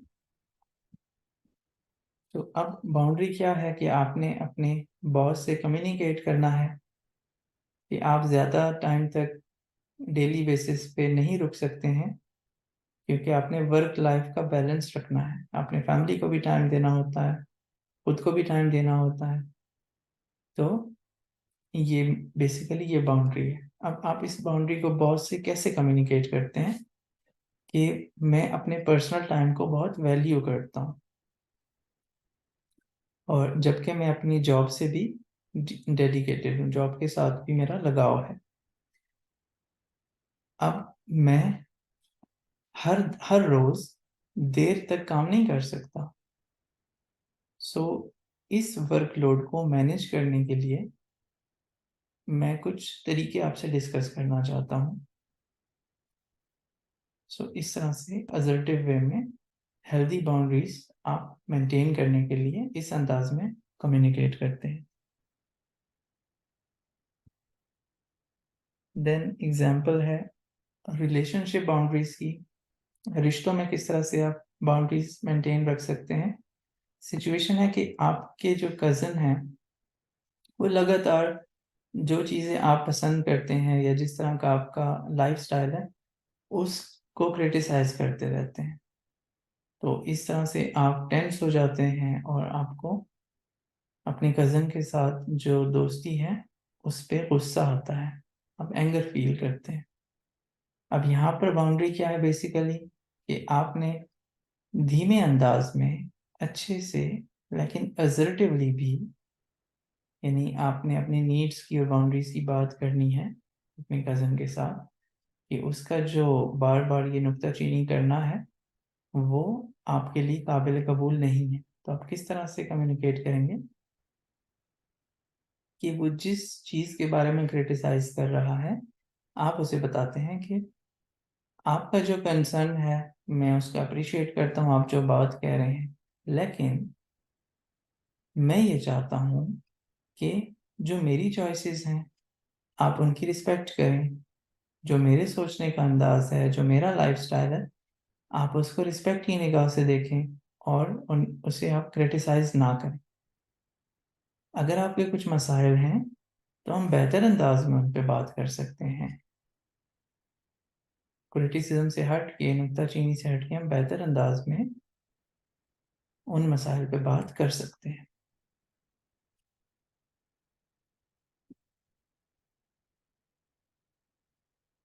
थर्ड एग्जांपल है फैमिली बाउंड्रीज की। अब सिचुएशन ये है कि मसला इस तरह हुआ कि आपके जो फैमिली मेम्बर्स हैं वो आपकी प्राइवेसी में बार बार मदाखलत करते हैं और आपकी लाइफ के बारे में, आपकी पर्सनल लाइफ के बारे में वो कमेंट्स देते रहते हैं जो कि आपको नागवार गुजरते हैं। अब यहाँ पे बाउंड्री क्या है, किस नेचर की है कि आपने अपनी बाउंड्रीज को पुरसकून अंदाज में पीसफुली एक्सप्रेस करना है कि आप क्या चाहते हैं, प्राइवेसी और रिस्पेक्ट चाहते हैं। आप उनके जो नाखुशगवार कमेंट्स हैं वो भी नहीं चाहते और आप ये भी नहीं चाहते कि वो बार बार आपकी प्राइवेसी में खलल डालें। तो अब आप इस बाउंड्री को किस तरह से कम्युनिकेट करते हैं उनके साथ। आप अपनी फैमिली से कहते हैं कि मुझे आपके साथ टाइम स्पेंड करना बहुत अच्छा लगता है, लेकिन मुझे पर्सनल टाइम भी चाहिए, स्पेस भी चाहिए, प्राइवेसी भी चाहिए। तो आप मेहरबानी करके मेरी बाउंड्रीज की रिस्पेक्ट करें और मैं भी आपकी बाउंड्रीज की रिस्पेक्ट करूंगा। देन सोशल बाउंड्रीज की एग्जांपल है। ऐसा होता है कि आपके एक दोस्त हैं और वो आपके घर आ जाते हैं अक्सर, और विदाउट अ नोटिस, मतलब वो पहले बताते नहीं हैं और अचानक से आ जाते हैं जिससे आपको मुश्किल का सामना है। हर वक्त तो इंसान रेडी नहीं होता ना, बंदा बिजी भी हो सकता है। सो आपको यहाँ पे थोड़ी परेशानी होती है। तो अब बाउंड्री क्या है कि आपने अच्छे अंदाज में अपने फ्रेंड को एडवांस नोटिस के बारे में बताना है कि आप आने से पहले मुझे बता दिया करें। आप ये बाउंड्री किस तरह कम्युनिकेट करते हैं उनसे कि जब आप आते हो तो मुझे बड़ा अच्छा फील होता है, मैं इंजॉय करता हूँ, लेकिन मैं इस चीज़ को अप्रिशिएट करूँगा कि आप आने से पहले मुझे बता दिया करें पहले, ताकि मैं प्लान कर सकूँ उसके मुताबिक। इस तरह से मैं एक अच्छे अंदाज में आपकी खिदमत कर पाऊँगा और आपकी मेहमान नवाजी कर पाऊँगा। सो ये कुछ बाउंड्रीज हैं जो जिन पे जब आप वर्क करते हैं, जो जब आप इस अंदाज में अपनी बाउंड्रीज को असर्टिवली कम्युनिकेट करते हैं, तो आप अपने एंगर को अच्छे अंदाज में मैनेज कर सकते हैं। जब आप किसी बात पे फ्रस्ट्रेटेड फील कर रहे थे, आपको अपनी बाउंड्रीज ब्रेक होती हुई नजर आ रही थी, तो आप जब असर्टिवली अपनी नीड्स और अपनी जो पर्सनल बाउंड्रीज हैं उनको डिस्कस करते हैं, तो जो दूसरे लोग हैं, चाहे वो फ्रेंड्स हैं या फैमिली हैं, वो फिर आपकी बात को बेहतर अंदाज में समझकर आपकी बाउंड्रीज का ख्याल रखते हैं। अब यहाँ पर एंगर के कुछ एक्सपर्ट्स के कोटेशंस हैं, उन्हें हम देखते हैं कि वो एंगर के बारे में क्या कहते हैं।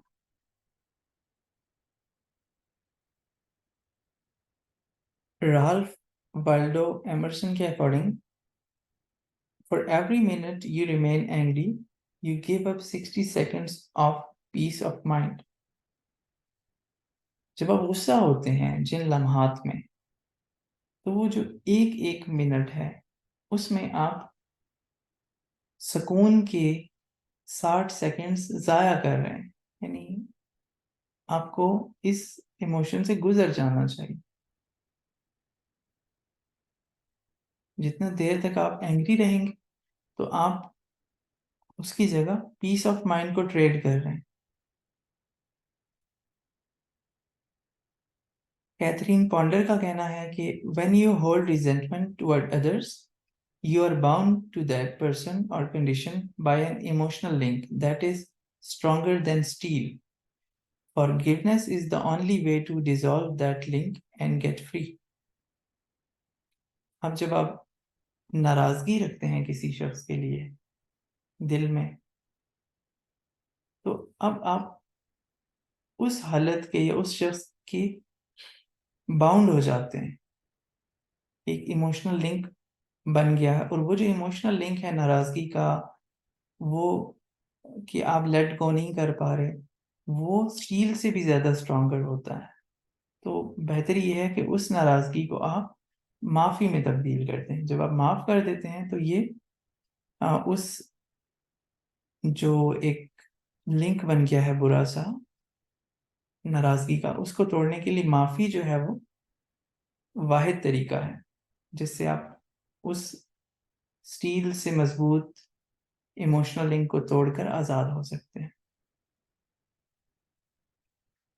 देन गौतम बुद्धा का कहना है कि you will not be punished for your anger, you will be punished by your anger. अब जो आपका गुस्सा है, उसके लिए आपको सजा नहीं मिलेगी। यानी एंगर तो है, लेकिन जब आपका एंगर खुद ही आपको सजा देगा, उसके लिए आपको सजा नहीं मिलेगी, बल्कि उससे आपको सजा मिलेगी।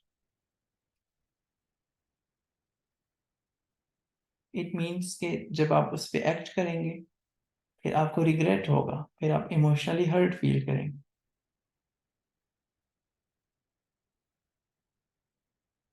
तो गुस्सा खुद ही आपकी सजा बन जाता है।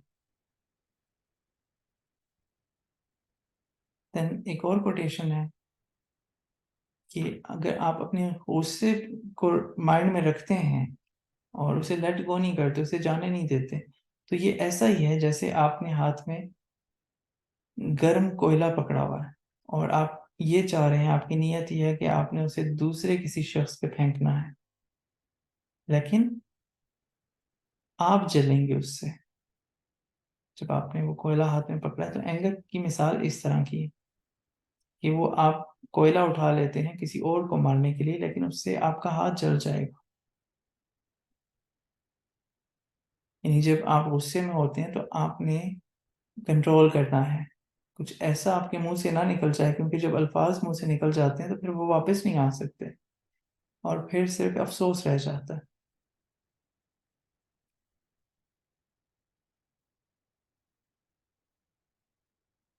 थॉमस पेन के अकॉर्डिंग तो गुस्से का जो वाहिद इलाज है वो है डिले। जब आप सिचुएशन में चीज़ों को गुजरने देते हैं, इमोशंस को जाने देते हैं थोड़ी देर के लिए वो इमोशन, तो एंगर ऐसी चीज़ है कि जिसका इलाज डिले है। आप देर कर दें उसमें, आप उसको गुजर जाने दें, आप खामोश हो जाएं, आप किसी और चीज़ में, किसी और काम में मशगूल हो जाएं, तो ये बेहतरीन इलाज होगा एंगर के लिए। एरिस्टोटल के अकॉर्डिंग गुस्सा करना तो आसान है, हर कोई गुस्सा कर सकता है, लेकिन जो गुस्सा दुरुस्त शख्स के साथ करना है, यानी कि जहाँ पे हक बनता है गुस्सा करने का, और जिस लेवल का गुस्सा करना है, जिस शिद्दत का गुस्सा करना है, वो ऐसा करना, और दुरुस्त टाइम पे गुस्सा करना, और दुरुस्त मकसद के लिए गुस्सा करना, जो सारी हम ऊपर चीज़ें डिस्कस कर आए हैं कि रिस्पेक्टफुल वे में मसले को हल करने के लिए गुस्से का यूज़ करना, तो राइट पर्पस के लिए गुस्सा करना और राइट अंदाज में, दुरुस्त अंदाज में गुस्सा करना, ये आसान नहीं है। नहीं, गुस्सा तो हर कोई कर लेता है, लेकिन मोस्टली ऐसा होता है कि वो दुरुस्त शख्स के साथ नहीं होता, दुरुस्त शिद्दत का नहीं होता, दुरुस्त टाइम पे नहीं होता, दुरुस्त मकसद के लिए नहीं होता, और दुरुस्त अंदाज में भी नहीं होता। ऐसा करना आसान नहीं है कि हम इन चीज़ों पे अमल कर रहे हैं, यानी हमें इन सब चीज़ों पे वर्क करते रहना चाहिए। सो यहाँ पे हमारे कोर्स का इख्तिताम होता है। इस कोर्स में हमने एंगर मैनेजमेंट की बात की है कि आप गुस्से को किस तरह से कंट्रोल कर सकते हैं।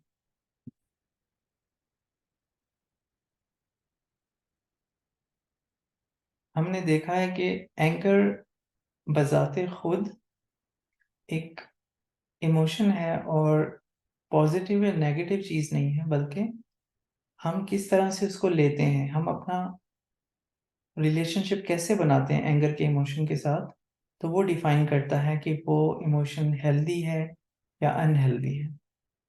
हमने एंगर के बेनिफिट्स भी देखे हैं कि ये हमें मोटिवेट करता है, हमारी मोटिवेशन को बढ़ाता है, और बाउंड्री सेट करने में हम हमारी मदद करता है एंगर, कॉन्फ्लिक्ट्स को रिजॉल्व करने में हेल्प करता है। इसी तरह से जो हमारी नीड्स हैं, हम उनको बयान कर पाते हैं और वो पूरी कर पाते हैं एंगर को अच्छे अंदाज में मैनेज करके। इसी तरह से एंगर हमें सेल्फ इम्प्रूवमेंट की तरफ ले जा सकता है, और हमारी सेल्फ अवेयरनेस को भी इम्प्रूव करता है। सो इमोशंस जो होते हैं वो एनर्जी होते हैं जो कि मोशन में है, यानी चलती फिरती एनर्जीज होते हैं इमोशंस। तो एंगर हमें महफूज रखने के लिए बनाया गया है। जब कोई चीज़ हम देखते हैं कि रॉन्ग हो रही है, तो एंगर का जो फोकस होता है वो गलत चीज़ के ऊपर होता है कि ये चीज़ रॉन्ग हो रही है। किसी ऐसे शख्स पे आता है कि जिसने कुछ गलत किया हो, या हमें ऐसा लगा हो कि उसने गलत किया है। जब किसी शख्स को ये महसूस होता है उसके साथ बुरा किया जा रहा है, ना इंसाफी की जा रही है, या उसकी बाउंड्रीज ब्रेक की जा रही हैं, तो तब उसे गुस्सा महसूस हो सकता है।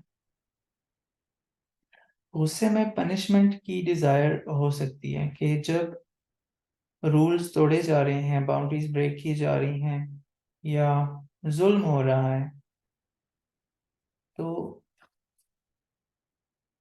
जो रॉन्ग डूअर है, जिसने गलत किया है, उस पे ये गुस्सा आ सकता है, तो एक पनिशमेंट की डिज़ायर आ सकती है।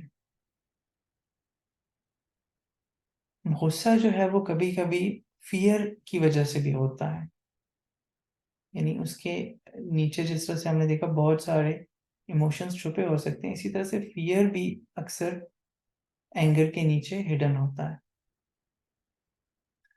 इसी तरह से गुस्सा हेल्पलेसनेस को भी मास्क कर रहा होता है। जैसे आप कुछ कर नहीं सक रहे उस सिचुएशन में, तो फिर आप गुस्से का इजहार कर देते हैं।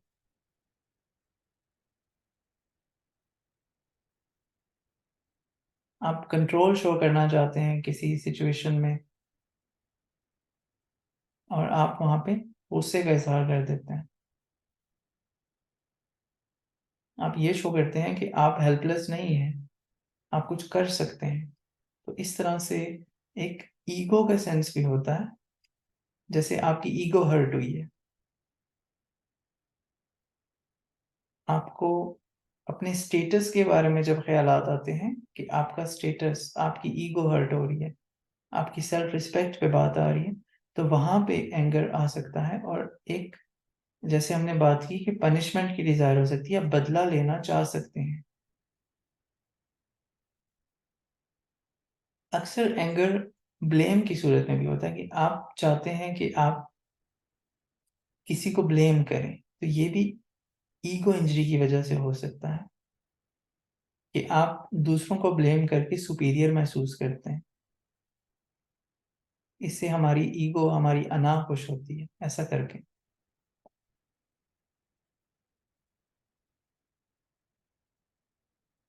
और अक्सर गुस्सा जो है वो दुख को छुपाने के लिए होता है। यानी दुख, जिस तरह अभी हमने फियर की बात की, इस तरह से अक्सर जो लॉस हमें कोई हुआ है, कोई चीज हमसे छीन गई है, कोई शख्स हमसे दूर हो गया, तो उसका जो गम होता है, दुख होता है, उसकी जगह भी ले सकता है गुस्सा।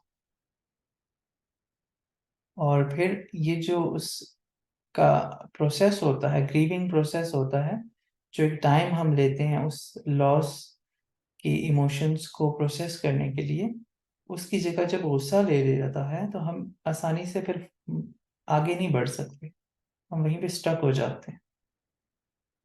और लगातार बेसिस पे उस स्ट्रेस में हम एंग्री फील करते रहते हैं, और ये फिर हमारी जो फिजिकल हेल्थ है उसके लिए भी डैमेजिंग हो सकता है। देन जो एंगर है वो प्राइमरी इमोशन है जस्टिस के लिए, इंसाफ के लिए। हम इसकी दोनों साइड्स को देख रहे हैं, पॉजिटिव्स एंड नेगेटिव्स। ईगो के लिए भी होता है, ईगो इंजरी के लिए। जब ईगो इंजरी होती है तब गुस्से का एक्सप्रेशन बढ़ सकता है। हम अपने स्टेटस पे हर्फ नहीं आने देते ईगो की वजह से, तो वो एक नेगेटिव सेंस है। हम बदले की तरफ आते हैं, वो एक नेगेटिव सेंस। लेकिन जब बात होती है इंसाफ की, जैसे कि इस्लाम में भी है कि जो चोरी करता है उसकी सजा क्या है, उसके हाथ काटे जाएंगे, कि उसने किसी और का हक लिया है, उसने नाइंसाफी की है।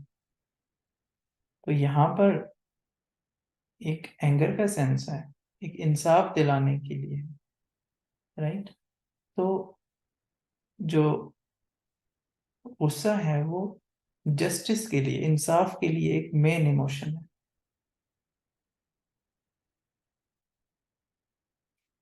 इसी तरह से नेगेटिव साइड जब हम गुस्से की देखें तो ये हमारी जजमेंट को क्लाउड कर देता है, हम लॉजिकल नहीं रहते, अक्सर अब्यूजिव हो सकते हैं।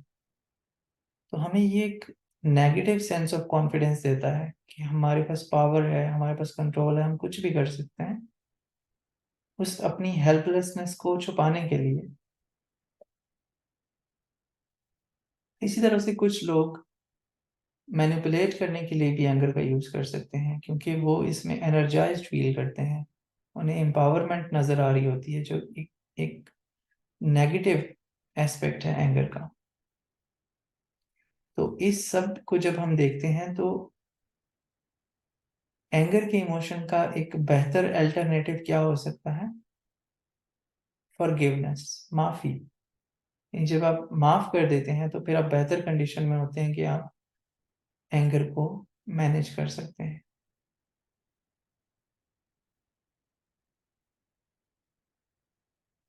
तो इस कोर्स में हमने डिफरेंट थेरेपीज देखी हैं, एंगर का स्पेक्ट्रम देखा है, हेल्दी और अनहेल्दी एंगर की बात हमने की है, और इसके अलावा बहुत सारी स्किल्स हमने सीखी हैं कि जिनके थ्रू हम एंगर को मैनेज कर सकते हैं।